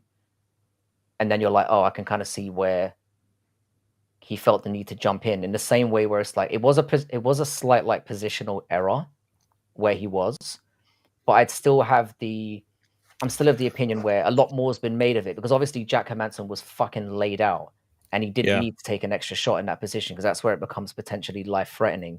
But when you see the replay, he did react kind of immediately. He was just kind of a step away where he was kind of slightly wrong-footed and then leaned the other way. And that's the thing about these split-second things. I'm not willing to kind of throw Herb Dean under the bus for that. In that it's like, wow, he was terribly. Yeah, like, but you've got to think. Agree with what City Life Project's saying. He should have got a fucking soccer kick to the face. Well, it was Herb. City Life is suggesting we should just let them kill each other. No, but my point is. We've got to get you shot on here, by the way. It's not RoboCop's. It's not his job to protect the fighter. The ref's job is actually to protect the fighter. So Abe Dean needs to be in positions ready to stop the fight immediately if someone gets dropped. And we've seen it in other fights where someone gets dropped like that, and you have the ref jumping between the fighters, literally like leaping across like a fucking fucking Donnarumma and fucking try and save a fucking ball. Like that happens. He's going to love how many times Donnarumma as an example. Why don't you say Pickford or something? Like? How many sitting there with your British flag and you pick a fucking Italian player to make your analogy? Fuck you. I don't ever want to see. No, I tell a lie. I watch this sport to see moments like that. That I watch the sport to see these horrific fucking moments. And God willing, I don't want him to die, but.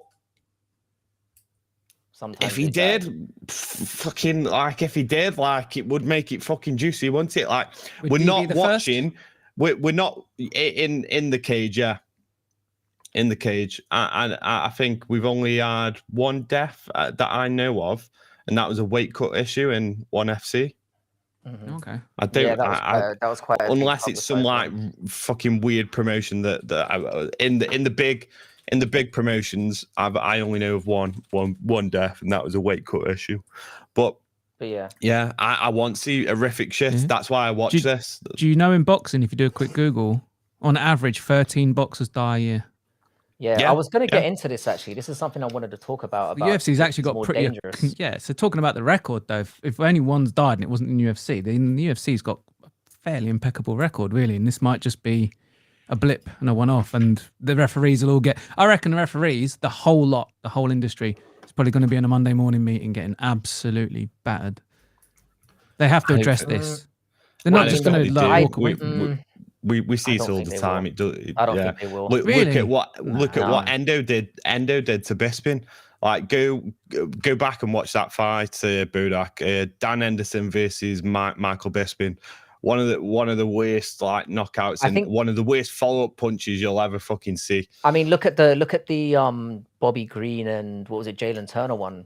Yeah, the year before last. That was one of the worst ones I remember in recent memory, where he literally was a corpse, and he was able to get off 10, 15 shots on the ground. It was, I mean, it was way worse than that one. This one was just a genuine slight error of where he was, and you could see he's clearly trying to get in there and pull him off. But he was just a split second too late. Whereas City Life's got a recommendation: just get the Thai refs over. Get Thai refs in. Yeah, they just wait until you see blood coming out of their eyeballs, and then they know it's like, there we are. Time to stop it. Oh, BKFC. Oh, everyone needs to go to a BKFC event. Yeah, tell us about that. Tell us about that. How did it go? JPL. Make me more jealous than I possibly could be. I thought you were there, Frankie. So, my son got on well on Friday, so it just put a kibosh on the whole thing. Oh, so that was inconsiderate of him. Very inconsiderate. Little. I was going to say little prick there. I'm not even going to say that as a joke. Nice. It's like. No, I mean, as soon as I saw him in that condition, I was like, yeah, it wasn't like I felt like, oh, fuck, this is terrible. It was like, your attention immediately shifts to that. And it's like, well, yeah. Family first. There's still the chance you can go on there's still the chance you can go on Saturday, but so I still had hope in my heart, but it wasn't to be, unfortunately. But yeah, tell us about it. Please. Give us an overview of the whole experience. I'm still rad. I'm in waves of fucking... Yeah, there's waves of shit happening in my brain right now. But I'm on a bit of a up, so we'll go for it. BKFC, right? I just want to say, and I'm sorry to say, but MMA is for nerds. It's for nerds like me. I'm a fucking nerd. BKFC, you go to BKFC events, and it is the biggest fucking guys. Like, I walked in there, and everyone's just fucking big. Like, everyone's like on steroids. What, even in the crowd? All the fans, like they all like fucking massive fucking blokes. Like the steroids and testosterone in that building was insane. People, I thought there was going to be more kickoffs. There was only a few kickoffs, and the security were well on it. But saying that, the atmosphere is fucking amazing. That atmosphere to BKFC event, smaller venue, but way better than any UFC event I've been. Way better.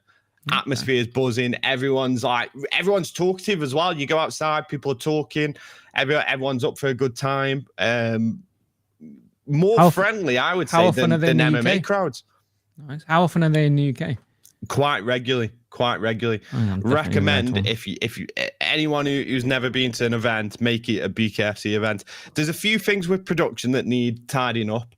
Like they don't have replays on the screen, and that was annoying because something will happen and you're like, oh fuck, I didn't see that, and then they don't replay anything. They don't replay at the end of the fight if someone gets knocked out, and they don't replay between rounds. So like you're like, oh what the fuck? But the production value, like the flow of the fights, they straight away they come out. There's no hanging about. I think there was one decision on the entire card. Like one fucking decision. Everything was a knockout or TKO stoppage. Oh, fucking love it. And the blood, there's blood everywhere because it's bare knuckle. Blood everywhere. If you like violence, BKFC is. They go and get there. I think they from what I saw last night, and the crowd and the energy from the fans, it is going to be a real contender in a few years. Where they're struggling at the moment is it's still it's relatively new into BKFC in terms of like the mass audience. So a lot of the fighters they're on like debut fights, or they like 2-1 or 3-1. So there's no. It's not like the UFC which has been around a while, and you've got these guys with like big records. So they need build fighters and start getting, your fan favorites and stuff like that. Is McGregor involved with BKFC? He is, yeah. He's a part owner. A part owner. Yeah. BKFC's got a bright future. It's got a very fucking bright future. I was saying this to you yesterday when you messaged me when you were talking about the atmosphere. You can't fucking go wrong with that.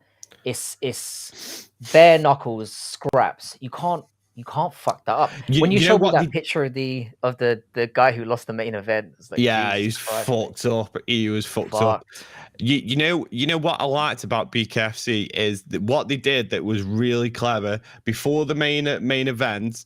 They started playing like songs like that got the crowd singing along, like touching me, touching you, sweet. Like it gets the crowd.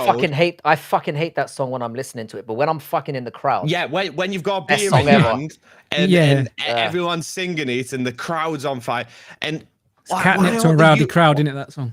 That for me was they played a few songs just before the main event that got everyone's like fucking lifted, the energy up, and the energy was up, and then the fighters came out straight after, and you're like, fucking hell, that was good. That was, I like that. Yeah, so they're doing a lot of things right. Yeah, getting some things right already. Yeah, and I mean it's a completely different thing from MMA as well. It's not gonna have the same audience. I think it's primal enough to have its own audience. It's like fucking Fight Club in real life. It is like you've got a crossover with the boxing. There was a lot of boxing fans there, and then it's like you say, it brings out a lot of other characters as well. But and you've got a crossover with like retired MMA fighters doing it as well, so you can pull that audience in as well. Yeah, Jimmy Warlad was fighting last night. He's a Back to the fucking Future guy, isn't he? Like fucking Jimmy Warlad. He was fighting. I think he's like 40 now. So yeah, it's still like they're still trying.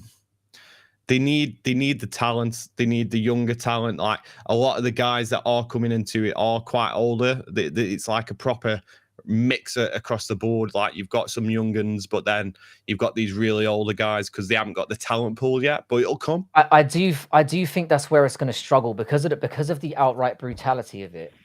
I think it's going to be one where like it's going to be mostly for people who are either generally can't make it into other avenues, or they're going to be on the way out of other disciplines. I feel like that's where that niche might fuck up for it. Because you're not gonna come up in the sport looking to, you're not gonna be coming up, earlier on in your career as a young man or young woman being like, and you've got genuine talents that could get you into MMA where you're gonna be like, I'm gonna go throw fucking bare knuckle and lose a fucking tooth tonight or an eyeball.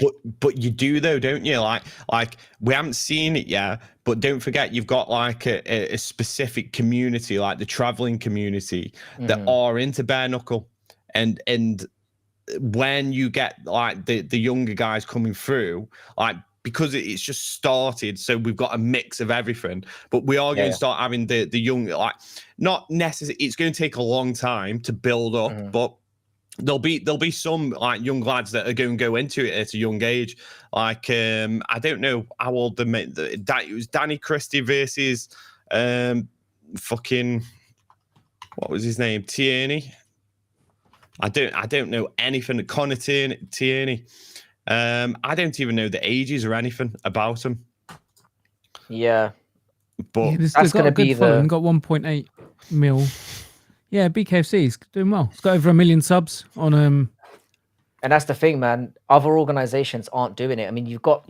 We've talked about this in the past. You've got things like Octagon that are making waves now, and there's Do you watch the King of the Streets channel? I don't. Yeah, there's these guys, I think it's more Slavic stuff. They're like fighting pretty weird, like gladiatorial arenas and shit. I've been watching them recently. That's pretty good. The videos are a bit much though, properly like over edited and stuff, but yeah. I've been exploring the other promotions. I'm just trying to find more stuff to do because UFC isn't enough. They don't come through thick and fast enough. And now there's a card. You're proper in now, and the fact that you're in after the year that we've had, I feel happy for you more than anyone else. Because, like I said, it was like we've been waiting for this card, or we can turn around and say to you, "This is why we've been watching." And I'm telling you, man, we used to get cards like this 3, 4, 5 times a year, or it felt like we did. Yeah, I mean, where we just had bangers coming out, and we just. I'd rather be with all the meatheads. I see a comment. I'd rather be with all the meatheads though.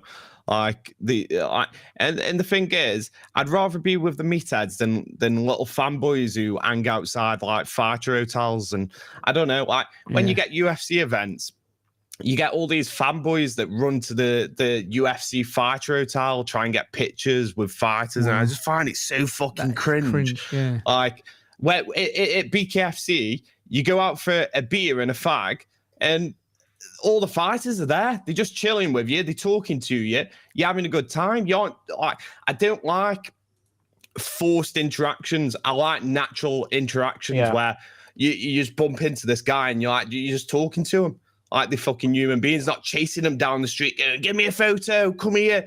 And you don't speak to him. You don't speak to him. You just grab a photo and then you go around showing everyone, look who I met. Well, you haven't met him.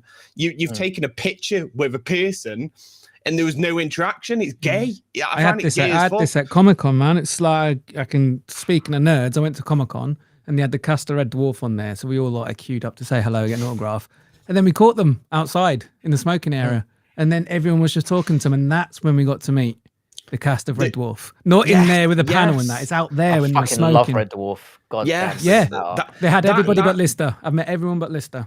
That's what it is like, and any interaction where they have to do it, or you grab a quick picture, you don't really feel satisfied from it. You're like, okay, I've got a picture now fucking what? And then I learned I don't care about that anymore. Like I'm who wants Q for a picture with everyone chasing someone? Natural interactions are the fucking best.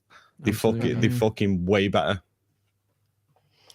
Yeah, I kind of got a little bit of an element of that when I was at there. That was one thing I had about the BKFC card. Not BKFC, sorry, the Bellator card I went to in Dublin a couple of years ago. After the fighters got, they did their thing, they were then just like walking through the crowd and sitting down next to people, and they'd be you bumping into fighters in the toilet, mate.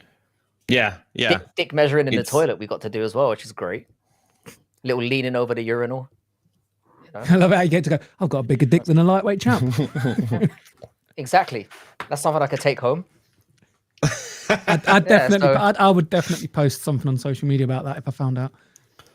Just say, just saw the lightweight, just saw the heavyweight champion there. Turns out, tiny dick. Yeah, but it's like what you said. It's just like we don't get that anymore with like UFC and stuff. It's just a nice this is why you have to support your regional promotions and support people like BKFC, also people like organizations like BKFC coming up, because this is where you're going to get those moments of like where it's not quite mainstream yet, where you get to see it at its base level, and it's the closest we're going to get. What people need respect, like fighters who are putting it on the like the one of the guys that we were speaking to last night. He was in the smoking area and he was saying, I've got work on Monday. I've got a broken hand.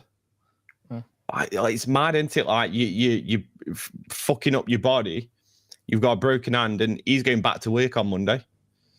And fucking hell, he's probably picked up nothing. That's not unique to fighting though, is it? It's like you play football and stuff, you can end up going to work with an injury. It's like any sport really. It's very different, isn't it? I know it can happen in football, but a lot of the times you're going into that fight knowing you're getting fucked up, especially in BKFC. Yeah, it's that Fight Club thing. It's like turning up to work with a fucking multiple black eyes and like your nose is hanging off and you got stitches on your cheek. It's a lot harder to explain than like I tore my Achilles on the weekend. Do you know what I mean?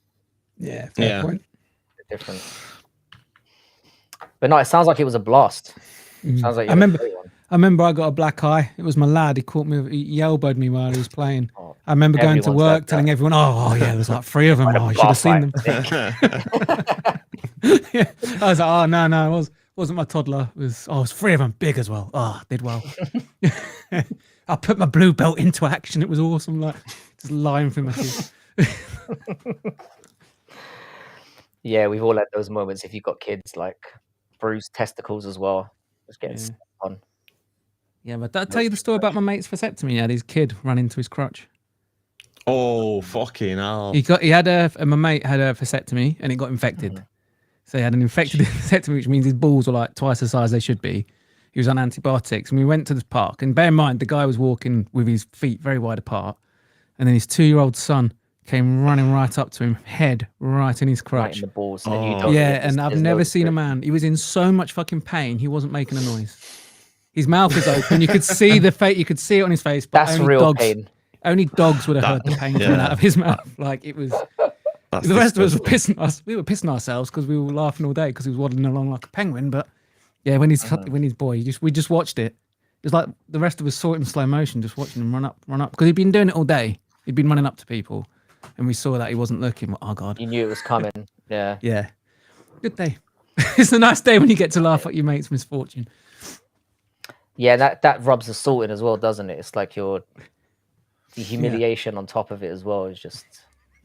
Serves him right for getting his fucking balls cut. What's he doing? Firing blanks. I think I might need to do a dose of that myself one of these days. Nah, I feel like the decision's coming. It's a scary process. It's a scary thought because obviously you don't want to mess with your junk, but like, you know, there's things that you got to consider when you start getting older. Like I'm surprised we've got into this. This is how Sundays go. You know, you're wide awake while they do it. While they're cutting and while they go inside your balls and put the clips in that in, you're actually wide awake while they do it, and you can feel it. I don't understand. Maybe you can explain this to me because I don't understand how you can still nut but not get someone pregnant. It's a very weird concept. I don't understand it. How it works. Clip, was it the vas deferens or something? The bit where the spunk joins the rest of it, and they just clip that. They either cut it and tie it, or I think these days they don't even cut it. They just put a little plastic clip on it, and then that's it. The sperm never make the rest of the gender fluids that you. Yeah, they don't combine to create the full repertoire of gender fluids. So yeah, it's like I knew it was a simple explanation. I love how you keep using the word gender fluid. That's how I explain orgasmic material. My gender fluid. Yeah, it's my gender fluid. Yeah, so I'm glad you had a good weekend. I'm amazed that you made it on tonight because it sounded like a rough one, but yeah, JPL's a party animal. JPL's a fucking party animal. He's a dark horse, boys. He's a very fucking dark horse. He's a quiet guy, but that's all you need to know. Yeah. Point this way: you've got one guy in the community who speaks a lot and yaps a lot and gives it all the big game. And then you've got another guy who sits quietly, doesn't say that much. He's there, and he's the real fucking guy. It's like that. It's like that guy you have at school, who's always quiet, and then he gets into a fight, and then he just lays a fucker out, and you're like, where did that come from? He's not quiet in real life, though. He's not quiet in real life. I'll tell you that. Fucking hell. Yeah. We had a good gish galloping on my stream a few weeks ago. We were speaking. Did he get on? Yeah. Yeah, he jumped on a Discord. Yeah, we were speaking for hours that night. I've got to get him on as well, considering how long because he's one of the guys who's been around for a while as well. Yeah, he's been around the community for a long time. For a while. Yeah. He was educating me on the gambling stuff, on the gambling side of things that night. He knows his shit about gambling. I don't know if you know. I'm not going to talk about his personal life. I don't know anything about his personal life. Okay. Well, he knows his shit about gambling, put it that way. And then on top of that, he knows his shit about MMA and fighting. And he needs to start making content. He wants to. He just needs to get into it. He needs. I've seen the video of his. He made a short. He makes shorts like for Silky Pajamas, doesn't he? But he wants to get into like building a community around it by streaming and making videos and making content. Like he needs to be the face of the brand. That's why I think to start building. And he can do it as well because he's got a great fucking personality as well. He has. I think things like Silk Pajamas and stuff. Those things build up way quicker because obviously this is what I do for a living. It does build up way quicker if you can put a personality to it. If you're just pushing it as a product, it doesn't really work. But if there's a face behind it, it goes astronomical. That's what we were talking about. We had a good chat about it, and he was talking about marketing. I said, the way you market this and build your community is you need to be the face of it. And he's a great guy to be the face of it as well. Yeah, he really is. And then he can start building on the community that he's got. He's got that soft-spoken Welsh accent as well. That's great for fucking audio. Yeah, It's great for the microphones. Love that kind of voice. Yeah, have you seen him? He looks like Pierce Brosnan. Does he? Yeah, he looks the fucking part. Yeah, Is that like little me? Well, I'm not going to go out on a pool with him. Are you back in the game now, Bodak? Is that what you're saying? No, but I am single. But yeah, nowhere near thinking about that. But yeah, if the time comes, I'll I'll avoid. You want to invest in your channel now, don't you? Is that your plan? Oh, absolutely. Yeah, I'm going balls in. That's yeah. I'm not even going to think about romance. I'm just going to go balls in my YouTube channel. I'm going to try and I just want to see if I can get to 1,000 before Christmas. I think you'll definitely hit that. What you're on now?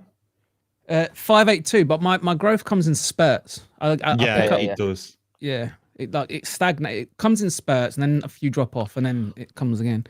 So it's like taking my growth so far. It's like taking two steps forward, one step back. But yeah, your growth is being, I'd say, very fast considering you just stream. 100%, yeah. Yeah, it blew up. The shorts have made all the difference. Well, for you to have less than 1,000 and you get 30, 40 people in on a night is crazy. There are people with thousands and thousands of subs who don't get that. Well, like Gilly right now. With 100,000. I think he's streaming to 3 people or something. Is he? Fuck off. Is he on now? He's live, yeah. He's 100k subs. The MMA Holes was live the other night with 100k subs. He gets thousands, you know what I mean? Thousands in, yeah. He's got the can't keep up with the chat type level. Yeah, shit going on. But what he's done wrong, what Giuliano's done wrong is he vertical streams. And when you vertical stream, it pulls in random people that aren't into MMA content. So I was going to start doing a weekly vertical. I thought they were good for growth. It can fuck up your algorithm a little bit. Yeah, it can fuck up your algorithm because it can work, but then for you it would be good because you do very generalized stuff. So like you can put in like if you're using what you've got to get a grip on if you're doing verticals is make sure that when you're talking about a specific thing, you're using hashtags that draw in the kind of people who are interested in what you're talking about. And because hashtags can be, because people think if I just throw hashtags in there, I'll get the keywords or whatever. It doesn't work like that either, because it can work in the opposite way as well. Yeah, where it's too saturated, or and you're somebody who could definitely get a grip on that game. So what Gilly's done, where he's gone wrong, is he's pulling in, like, he has all these women that come in and subscribe to his channel. And how YouTube works is the first thing it does when you put a video out is it sends it to your audience. So these women that his fangirl audience that he's got, they're not going to click on a fucking MMA video, a betting MMA video. So then it's not going to send it in the algorithm. Yeah, that's what people don't understand about YouTube. So when you make a video, they send it out to your subscribers first. Yeah. And then depending on what percentage of them click on it, it then gets pumped out to a wider audience. So if you've got a whole bunch of subscribers that aren't clicking on your videos on a regular basis and aren't set up to certain demographics and stuff. Yeah, YouTube needs activity. You need activity to get more activity on YouTube. Yeah, it's like it's like a web or like a chain.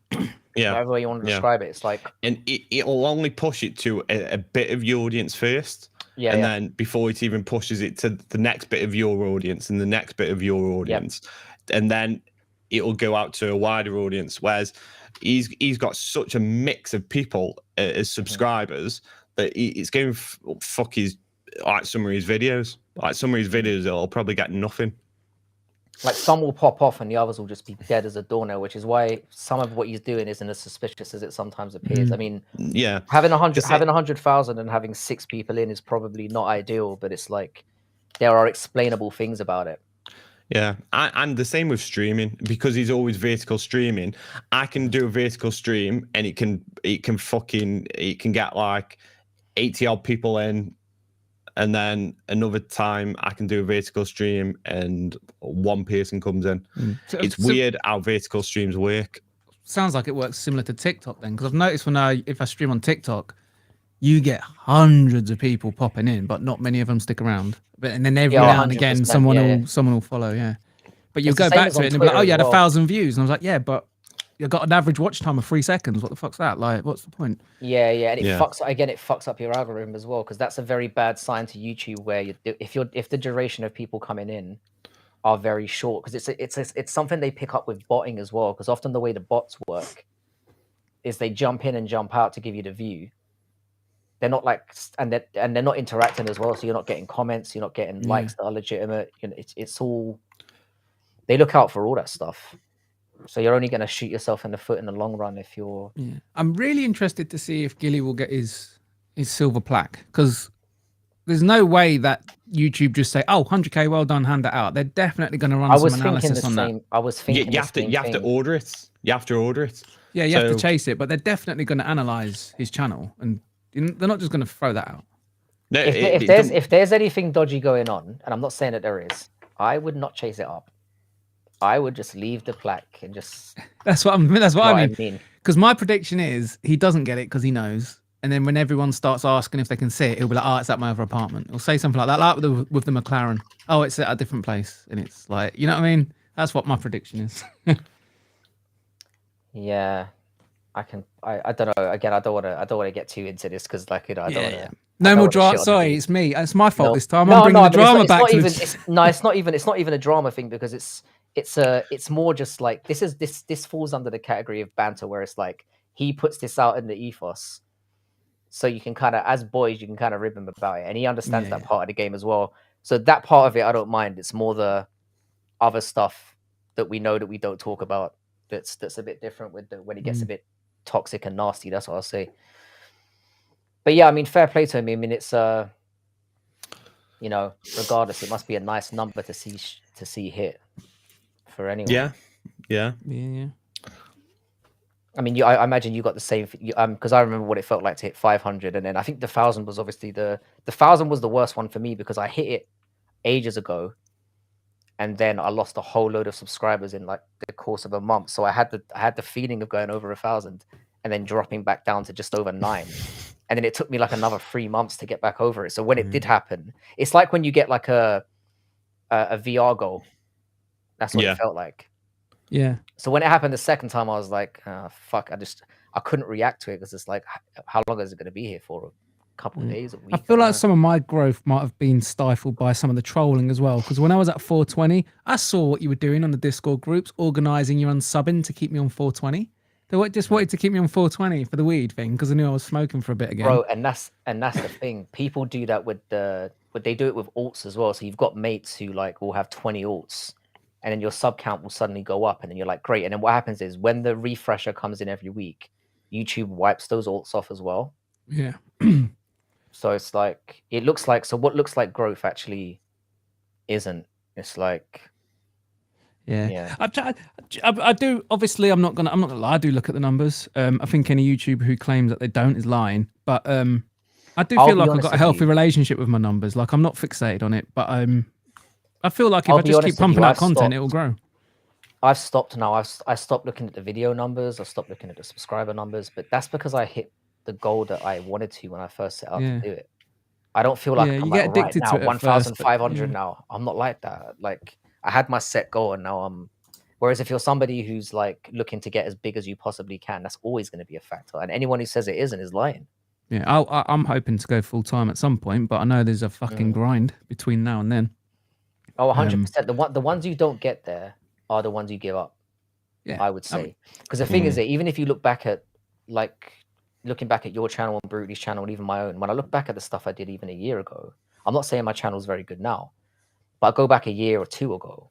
Yeah, it was better, way better. You're just way better. Yeah, you just become more comfortable. You learn little tricks like about production and how the sound works, and it becomes a little bit more, I don't know, fluid and professional looking. Yeah, polished is the word. Yeah.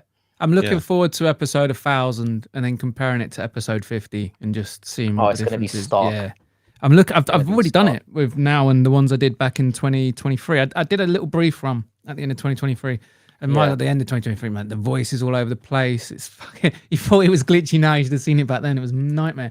But yeah, it's nice to see it evolving. You know what I realized as well? I say I used to say every 10 seconds. Same. And I've realized I don't really do that. The odd one gets thrown in, but it would literally be every 10 seconds. I'd look back at my videos for shorts or whatever.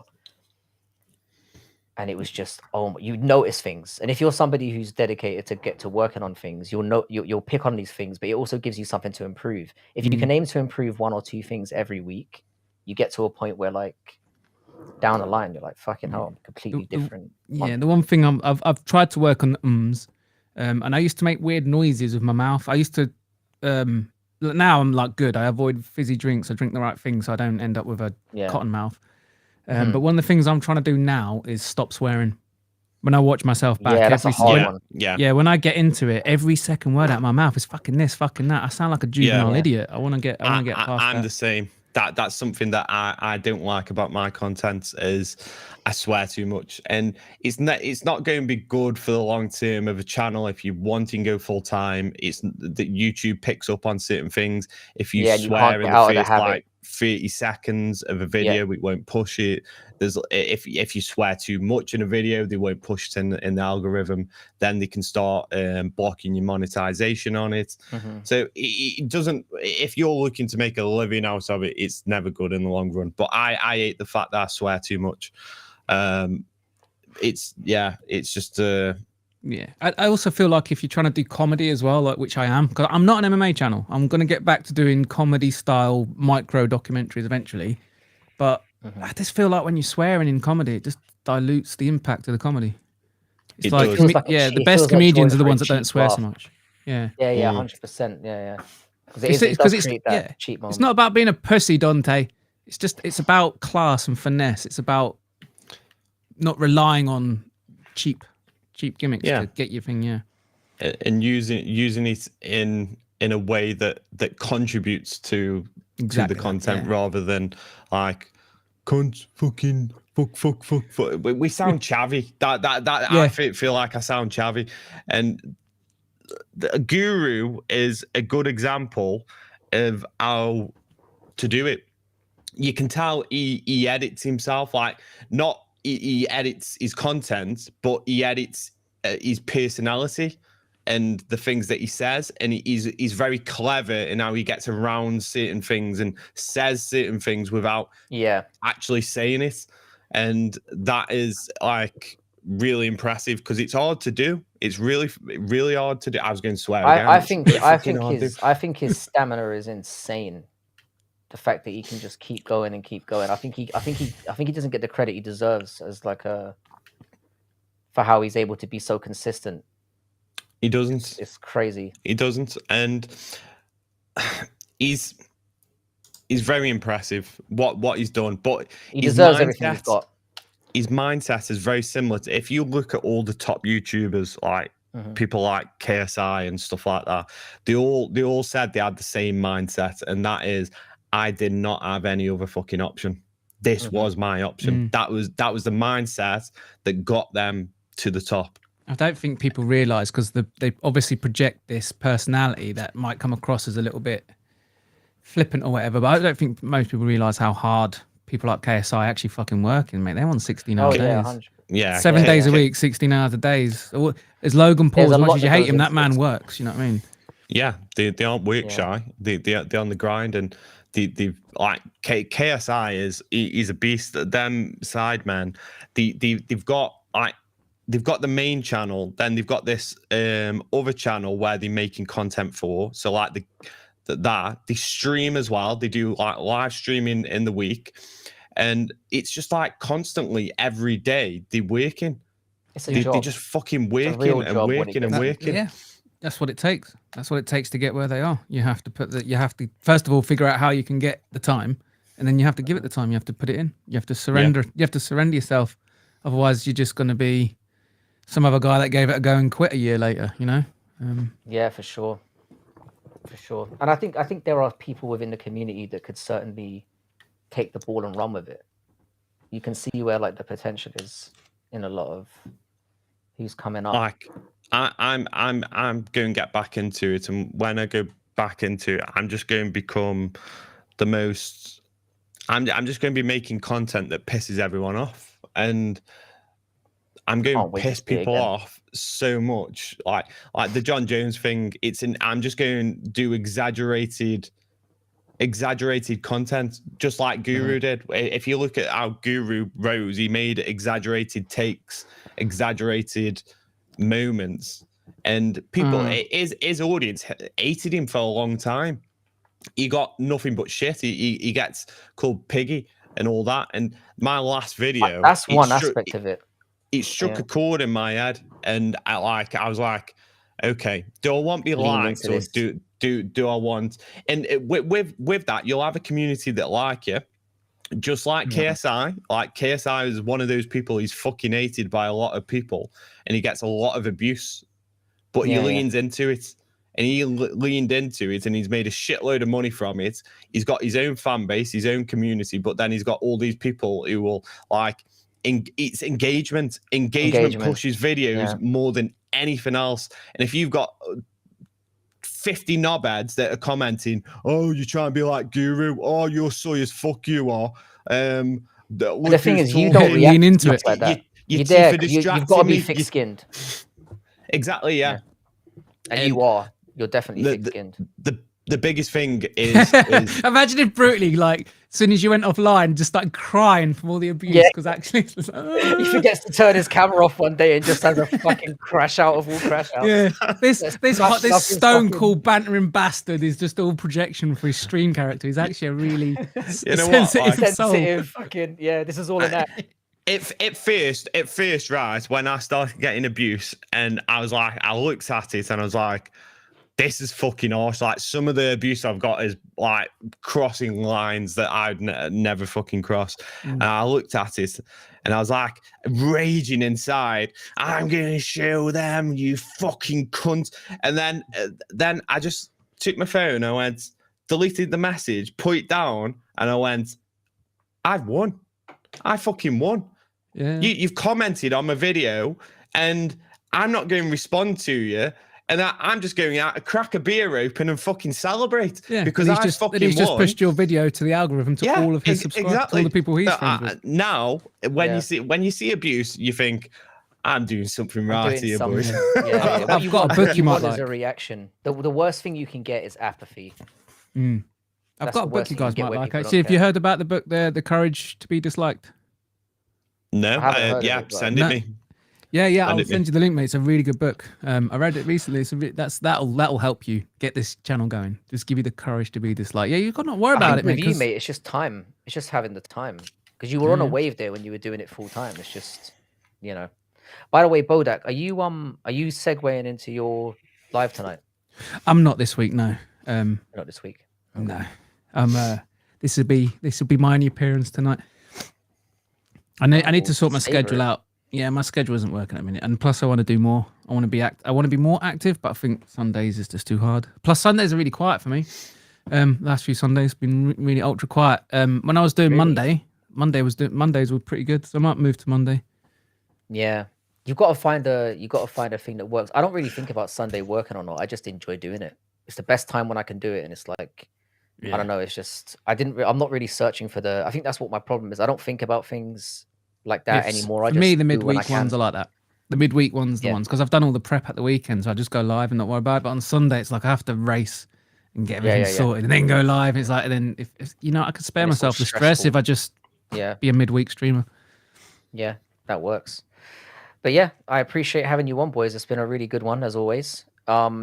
Again, if you're still sticking around, appreciate all of you. If you could again head over to Brutally Honest MMA and head over to the Bodak Show. And Dougie's Corner, who made his appearance at the beginning, it was really nice having him on. I miss Dougie. Shit. I do. He's so good to have on because he sounds very knowledgeable. He is, and the thing is, what I like about having him on is I like having people on who can speak well, but also have contrary opinions to my own. Yeah, which is really important because you just don't want everyone agreeing all the time. We were supposed to have Idaho on as well, but he I forgot he's in Australia. So like. It's he messaged in the chat. I saw him in the chat earlier. He was saying it was like 6:30 in the morning or something where he is. Yeah, I didn't even consider that. I'm such a prick for that. But yeah, I know. I was trying to get him on the quiz as well for that. I was like, fucking. He was on the quiz actually. He was. It was like 5, 6 in the morning for him. It was like, do you remember when I did yours in Manila that time, and it was like we started at like 2:30 in the morning, and everyone was saying to me, "Frankie looks dead." I'm like, "Fucking right, I'm dead, mate." You look completely Fucking dead, right, and then a guru raid came in, and there you just were, just looking red and dead. Yeah, it was not a moment I look back at fondly. Like I'm already dead. I can barely get words out, and then you suddenly see 300 people come in, and I'm just like, I just froze like shit. It was awful. Sorry, man. I probably fucked up your like. Who's this? Nah, right. It does. The thing about the guru raid is like suddenly you get hundreds, and it lasts for about 2 minutes, and then it goes back down to where it normally was before. Yeah. The one Guru sorted me out of not Guru, Musical sorted me out of a second one, and he managed to time it literally as we were starting the quiz. You was there again for because you were there again because both times you've been there. Yeah, I've been there. I've been there for both MMA. Yeah, both of the raids. Yeah. But that second one went well, and we managed to keep about 70 of them for the whole quiz. Yeah, that was good. That was really good. Yeah, it was great. And I felt like you dealt with it well, and you fucking shows 70 people stayed. Oh, I wanted to ask, what did MMA have? You mentioned something about MMA Alls, didn't you? He's got. I did actually. He might be listed. I don't know if I'm allowed to talk about it actually, but yeah, he was. I think he's looking to network. He's got some ideas that he wants to go through. So yeah, his channel's fucking amazing. He handles it. He's somebody who can handle that the huge streams really, really well. Yeah. I basically said whatever it is, if it helps my channel grow, count me in. Yeah, cool. Right. But yeah, I'll be obviously whatever it is. I'll try and rope as many people into it as possible. Get share the love and all that. That's what it's all about. That's what the community. What has made this community really, really special in a way, because there's loads of us now who are just in it for each other. I like how it's developed. Like it was very Guru set the standard, but it was very solo, and he tried start a community with Jesse on Fire, didn't he? But it didn't really work out. And then thank God, imagine the direction that could have gone in. I know, and I feel like we're part of that next wave, the next generation, and we're more community based, and it's nice to see where that's leading. And the community is really fucking good. Like I want to go full time, but I don't just want to. I want the faces to come. I want everyone to come along. Like I want us all to do it together. I just think it'd be better because you look at these other ones. You see these big YouTubers. There's loads of little communities there, like KSI and all that. They're part of communities, and they come up in one, didn't they? They didn't just go. They're not solo. Logan Paul wasn't solo. He was part of some clique on Vine before he blew up. Yeah. Yeah, it's the way to go, mate. It's the way to go. The KSI group, there's the Sidemen, but outside the Sidemen, there's a group of them, like you say, that like they're all friends. They're people who aren't in the Sidemen. They've got like Cal Freezy, Calax, and that fat guy. I can't remember his name. The fat guy, anyway. But they're all friends, and they all have their separate channels. The Sidemen have their channel. All the Sidemen have their own channels, and then the Sidemen friends have their channels, and they've pulled them along with it. So it only really needs one person to like really explode. And then, but it also allows you to trade skills as well, because it's like when I'll give you the example of when Bodak came up with the the shorts thing that worked out for a little while.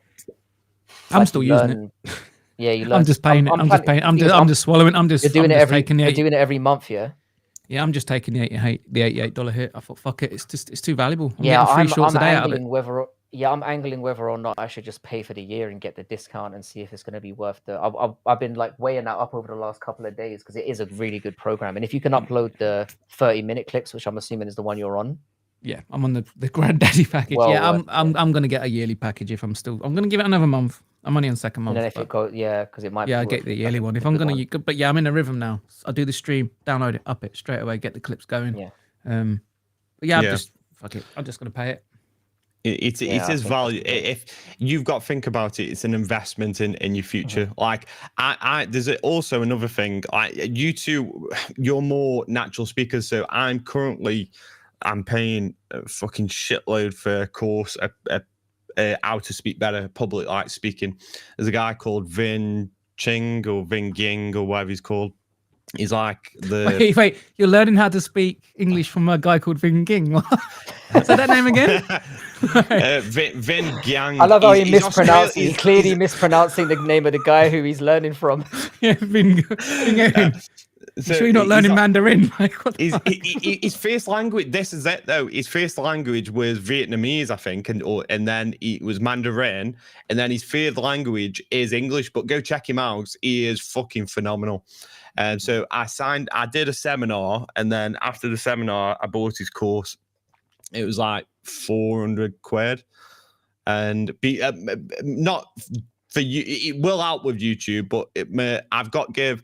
At work, I'm on a managing training course, and at the end, I've got to give this big fucking presentation.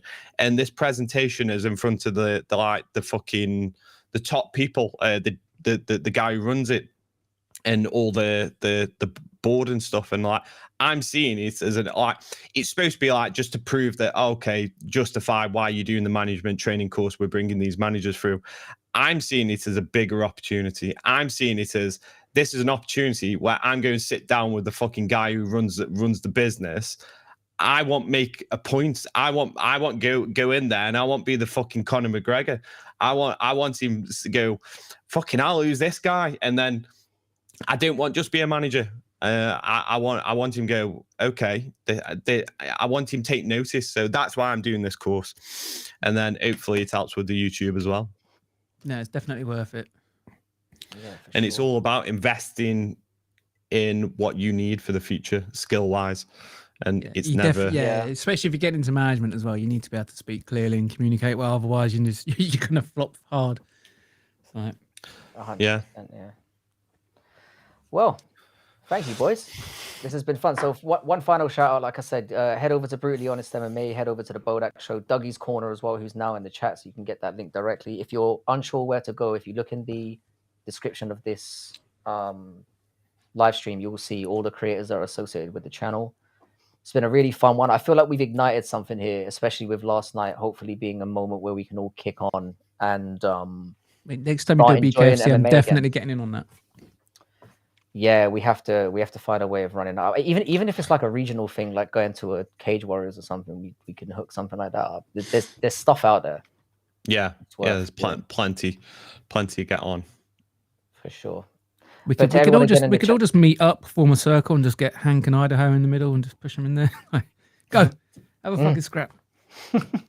I did anything, mate. Whatever. I've got like the biggest case of FOMO now after hearing about this weekend. And I'm like, I was at a fucking wedding. Oh, fucking! And I've got a wedding next weekend as well that I hope I'm going to be able to make. But like, yeah, you're right. It's like, and I had fucking tickets. I stuck fucking 500 quid down it. Yeah, the invite. I think I was invited. I was invited a while ago. I think it was JPL. He was reaching out. Yeah. Oh man. I was actually gutted because it was a fucking shit wedding. I'll be honest. Left early. Everyone's like leaving. You know, the wedding. So I feel bad for the guy. People have a wedding and everyone fucks off at 8 in the evening. But it was so boring. He had a DJ. Yeah. Who has a fucking DJ? Get a band.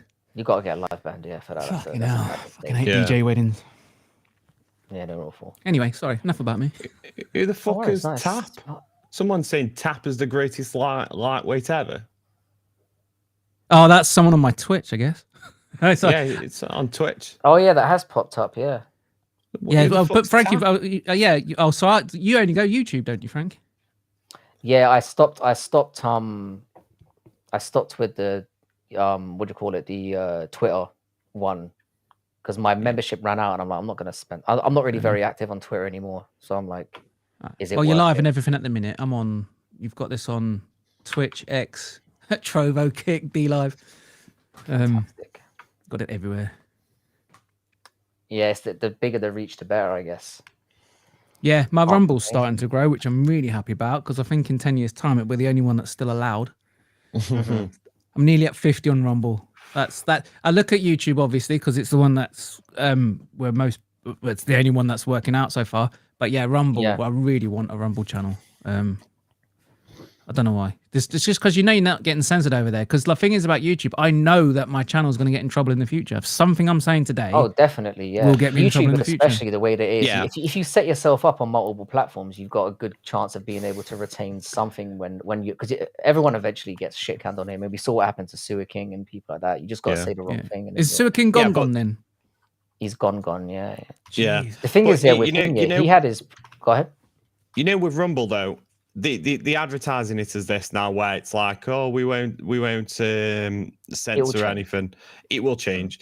YouTube used to be like that, and they built it, and now they're like, okay, we need to start, because they'll get it with sanctions, like they'll get it with fines and stuff by governments. So they've got to monitor it. Yeah, that's how. BitChute's had to shut down UK service because of that. Actually, thinking about it, you have to use a VPN to use BitChute now. Rumble and Kick and all these, they're giving it the bigger now. But once the user base gets over a certain amount, they'll be like, okay, sorry guys, we're going to have to do this. And it's just going to be like all the other platforms eventually.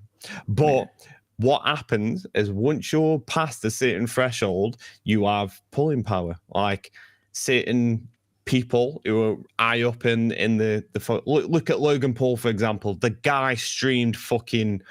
That fucking guy, he killed Vine by leaving Vine for YouTube. He killed Vine. He took the audience with him. But he streamed a dead body on stream on YouTube, and while wearing that daft hat as well. That's mental. The thing is that as horrible as it was, I do really want to visit. I want to visit. I definitely want to visit the Suicide Forest. That sounds like a place you got to see. Oh no, it's not very high up my list. I'll be real. Yeah, really? Oh man, I really want to go there. I want to do what Logan Paul did. I'm just not going to film it. Oh God, no! I've got a friend who works for the police, and he says every time he sees an hanged body, if it's been there for a while, the neck stretches like. It literally just melts down. Oh, mate, no. I'm good. I've got enough trauma in my life that I'm fucking dealing with. So, yeah. you don't want to go look at some dead Japanese people then. Yeah, you go find some more trauma, Bodak. you go find some more trauma. You'll be back on that weed quicker. I'm off it now. I'm off. I'm back. I'm back to my normal self. It's been a good few days now. Speaking of that, does anyone know how to make a bong? Because I've got no fags to make a joint, and I tried to make a bong, and it was absolutely pathetic, and it just fucking. Have you got a Coke? Have you got a Coke bottle, a pen, and a bit of foil? Yeah. Yeah. So get the bottle, get the pen, take the tip and everything off, ham it through the bottle, so it's poking through the bottle. Put the water in, and then use a little bit of foil at the end of the pen to put the weed in, and then punch a couple of little holes, and then you just pull it through there. A pen? How'd you put it in the pen though? No, because you take the put it in the foil. The pen out. The pen. Yeah, you take the content of the pen. Yeah, the pen. The pen is the funnel to get it into the water, and then you use a bit of foil and just punch a tiny couple of little holes. Or you could just go to a 24-hour garage and buy some Rizzlers, you lazy cunt. You know what I mean? Yeah, there's that. Or buy some fucking tobacco and Rizzlers. I asked how much tobacco was in the shop. I went to the shop and they went 22 quid. What? Fuck that. Yeah, 22 quid for yeah. So I tried to make a bong. I was like, fuck this, and we're going DIY, baby.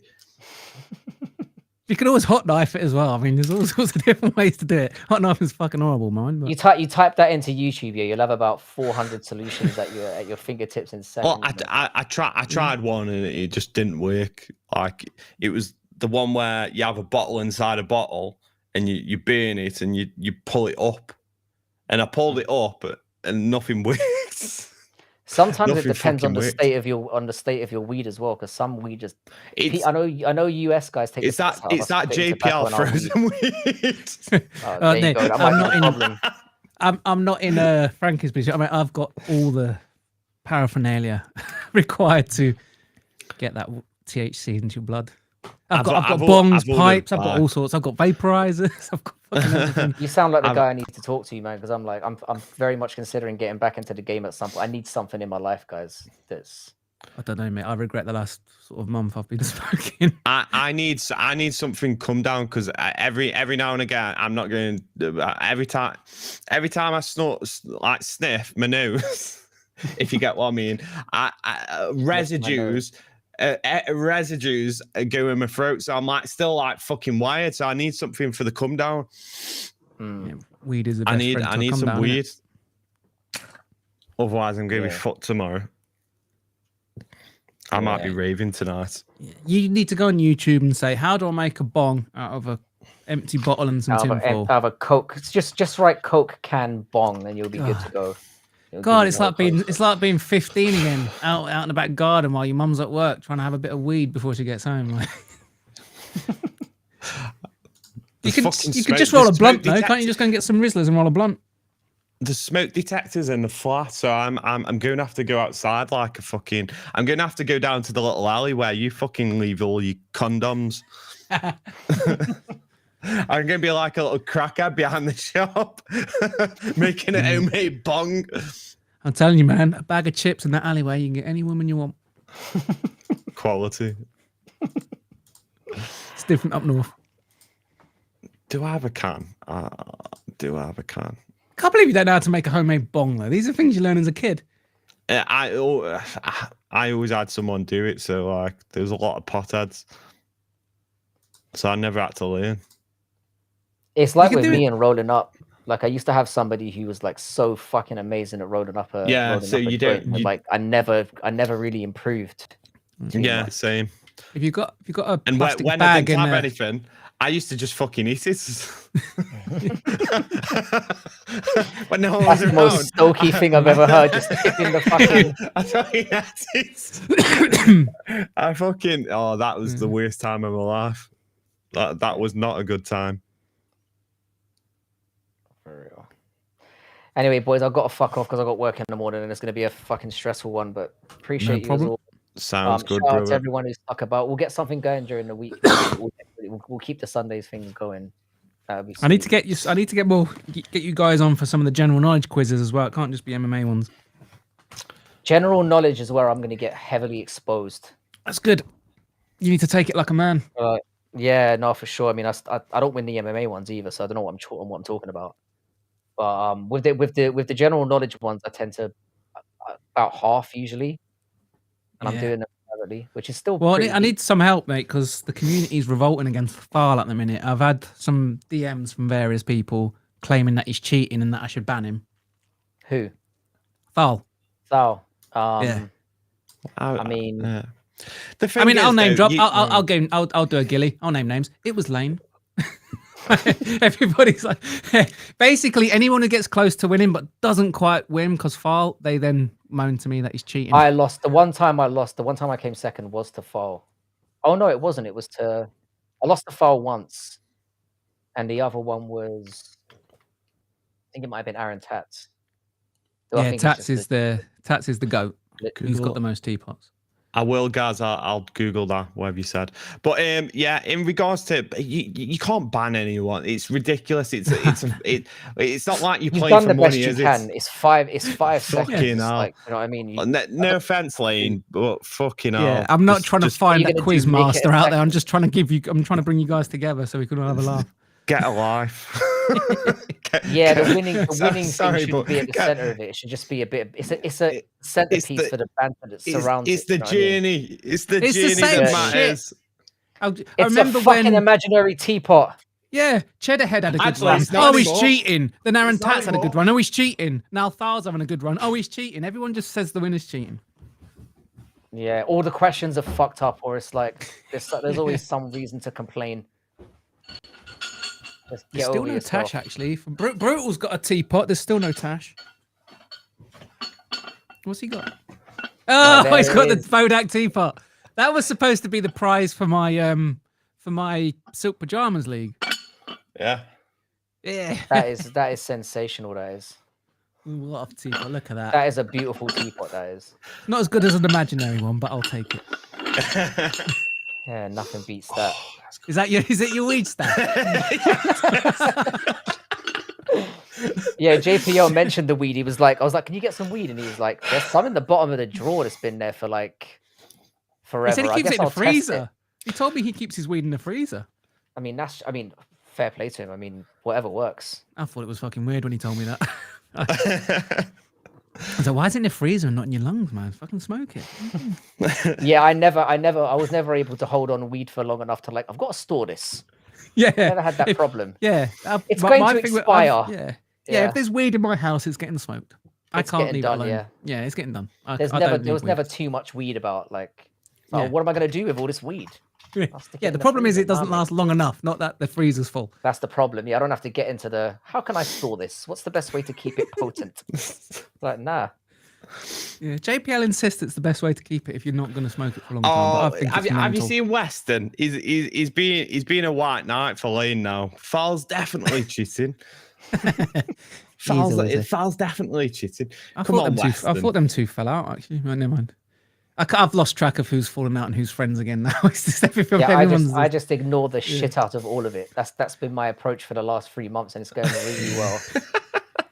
Oh, there we go, Gaz. Freezing weed is a good way to store it if you hit loads. Fair enough, Gaz Ninja. Well, I can trust Gaz. I trust Gaz because Gaz told me he's been waking and baking for 20 years. 20 years he's been waking bacon. I don't know how his brain cells still work, to be honest. How did that even tie your shoelaces after 20 years of smoking weed all day, every day? Well, I know anyone from my past who's still smoking is a fucking waste of space right now. Achieved nothing. Anyone who started at like 14 and has kept it as the setup part of the day. Fucking mongs. There's nothing good going on for those guys. Same, yeah. I'm gonna put it that way. It's nice that we're still friends though, because then I got someone to buy it from. But yeah. 100%, yeah. I mean, you can still dip your toe in the water every now and then without ruining your life. Yeah, I mean that's what council estates are good for, isn't it? They're just full of drug dealers. I miss a good council estate. The smell. Oh, you would have liked it last night, boys. You would have fucking liked it back now. Yeah, you guys were like the trial group that have gone out and got it. And now we realise that this has to be a viable thing that we do moving forward. So what did you do? You all chipped in for an apartment. Yeah. Went up on the Friday. On the Friday, there was another guy supposed to be coming called Smash MMA. He dropped out, so we had a super sub. My mate Kieran came up. I'm not going to go into the story about that. Like fucking hell. That's gotta be. He's in the doghouse. He's in the big doghouse. Yeah. Is he the guy who was on your stream the other night? Because you weren't on the stream, but was that okay? Yeah. He started singing to your chat. Watching him try to read through the chat was amazing as well. So I found out after he said I used it as therapy. I was like, what the fuck have you been saying? So yeah, we went very big on the Friday because drugs were involved, and then we had the biggest come down on the Saturday I have ever had in my entire life. And the song Not 19 Forever just kept playing in my head all day. That I'm nearly 40 and you don't recover the same. Your age changes every time you mention it. You once said you were 47. Now you're saying you're nearly 40. It's always a different age. He said 37, but it's the way he pronounces 30. No, I did say 47. This is why he's got his coach now. Oh, did you? Yeah, I always tell everyone I'm 47 because it's funny. Like, because Giuliano actually thinks I'm 47. Yeah. Continues. So let that hang in the air. Friday was meant to be like a chilled night. We were just going to have a couple of beers. 5 a.m. I'm swinging my top around above my head, running across the back wall of this fucking house while we've got music blaring and the neighbours fucking hate us. And then I had about 3 hours sleep. And then, oh my God, I felt rough on that Saturday. I felt it was horrendous. That was a rookie mistake. Definitely a rookie mistake. Yeah, we went. Yeah, but when you're young, you used to do that shit all the time. We used to do like 4 days without sleep and stuff. And then when you were young, I know when you were young, we forgot. In fact, yeah, but when the party gets started, you think you're young again, and you don't realize you're not. So yeah, Saturday was JPL carried the boys on that Saturday. Like, he fucking carried us both. It was like waves. One of us would be up, the other would be down, and then it was just like a constant. And like, you have a few beers and you think it's going fix you, and it doesn't. But yeah, sounds like every Eastern European stag do I've ever been on. It was incredible. But yeah, good time. Then Sunday came back, dropped my mate off, and went for a carvery. Ooh. Oh, the old carvery. Yeah, that's a went for a carvery. We love a good carve. Didn't you have carveries down south?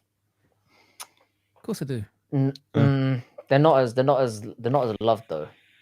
They're not as down and dirty.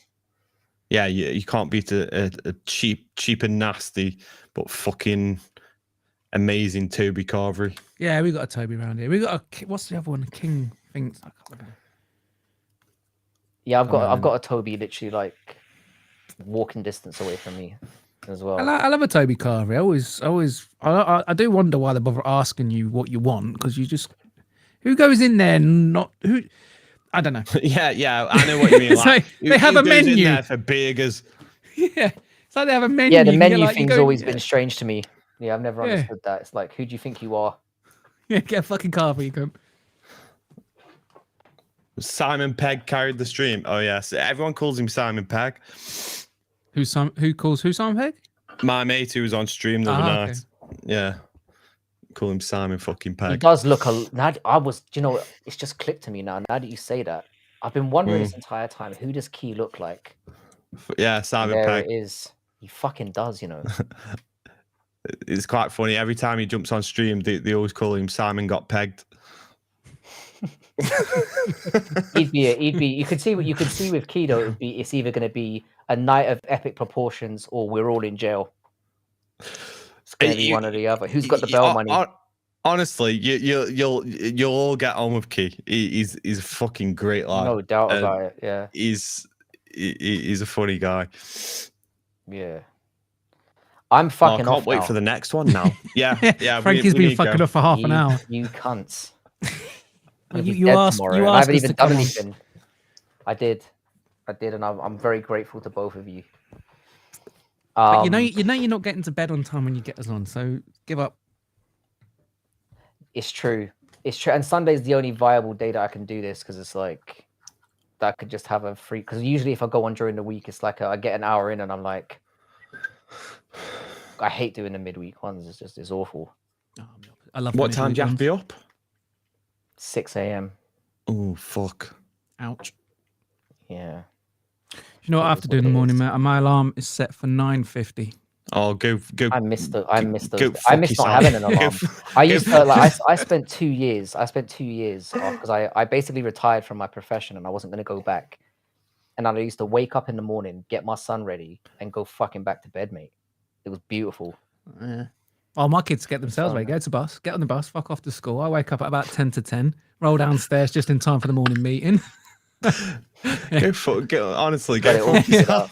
You should all, if it sounds appealing, you should learn to code. That's all I'm saying. Right? How long will it take? What? How long to get these skill sets? I'm working with a guy. We've literally just handed him a mid-grade sort of pay bump from training him. He's on 50 grand a year now. He's midweight. He's 5 years in. It's not bad. I'll take fucking basic if it means I can wake up at 9 o'clock and just have a piss, have a coffee, and then work from home. Yeah, he's 37. He's 37. He was a manager at Tesco's before learning to code. He just thought, "Fuck it, I'm done with this," and started learning. I've got some knowledge. I used to HTML code and some CS. Is it CSS? CSS. That's your style sheets. Yeah. I just. Nah, you don't need it anyway. You're doing your management thing anyway. You're going to be sorted. No, fuck that. Fuck that right off. You want to be waking up at 10 in the morning every day, don't you? What language do I need to learn? Depends what you want. Depends. Do you want to do software, websites, or apps, or do you want to do AI? Where's the money at? Oh, well, the money's in AI, obviously, but what's the easiest route? The easiest route is web developing, and then branch into software, and then towards AI. Okay. Because most of the stuff you're using now is an app anyway. Like if you use Microsoft Word, that's actually just a web app. That's not a piece of software anymore. So because at one point I wanted to go into cybersecurity, and I've done like loads of courses and stuff, and then I applied for an apprenticeship, but they always take the fucking fresh out of uni people. Yeah, which is a bit of a piss take. As soon as you hit 19, you've got no chance of getting an apprenticeship. Yeah, it's fucking wank. So every time I apply, you get rejected. So that's why I'm going into management. Fun. Yeah, well, I taught myself, mate. My background is my background is in math and physics, mate. I didn't learn coding at school or anything. Nice. I taught myself. I started in my mid-20s. Yeah, anyone can do it, man. You'd be surprised. Like it's a language at the end of the day. Anyone can go out there and learn Spanish, and you can also go out there and learn a computer language. Yeah, I mean, what language would you say to start with? At the minute, I'd start with Python. Python's a good. Fuck it. Every time I start with Python, though, like I look at it and then I'm just like, this is fucking. It blows my mind a little bit. Yeah, but it's got the widest scope and it's the easiest syntax to learn because it's quite a simple language. So that gives you AI, web, software, apps. If you want to get into AI, you want to do C# and Python. If you want to get into web, you want to do like PHP, Node, Golang, things like that. Just depends. But the first thing is just pick a project. You want to do a little basic project to start on, and then you need to basically figure out a field to go into first, because you have to. The thing is about coding, you have to specialize. Yes, that's that. You're not learning every language. I've specialized in making APIs, so I'm with Python and Node.js because I make APIs for people. But if someone was brand new, I'd just say just get involved with WordPress, learn a bit of PHP. That'll get you brushed up with HTML. I've done some WordPress before. I used to make WordPress websites and stuff. Yeah, the WordPress. So PHP, it's an old language, and there's not many new people learning it, but it does power 70% of the internet. So if you learn PHP, you'll be basically like Emmett from the Lego Movie Online. You'll understand how 70% of the internet works, and you'll be able to pull it apart and rebuild it. Okay, cool. So that's a legacy one. That down. So PHP for the old stuff, Node.js and Python for the new stuff, and so Golang as well. Google's new one. And I'm going to leave on this note. Did you see Ilia in the press conference, the post-fight press conference? I haven't seen it yet. All he said was that it's a fucking ace line. I just came to collect my belt, and with that note, I just came to collect my teapot. See you later. Have a good evening. Go fuck yourselves. Take it easy, brother. Yeah. All right, see you later, Frankie. Cheers for having us on. I'll let you go to bed. Take it easy, bro. Thanks for stopping by as always, man. Always, man. See you soon. Take it easy. All right. Thanks everyone. Again for hanging out with us this Sunday. We'll be back during the week at some point. I think we're gonna do another stream on Wednesday. I've got some of the boys who are interested in jumping on and getting deep into the card as well. Maybe talking. I don't even know what one's next. But yeah, shout out to everyone who turned up. Have a great rest of your weekend, and we'll catch you during the week. In a bit, guys. Shout out to UT995. It's good to have you in the chat.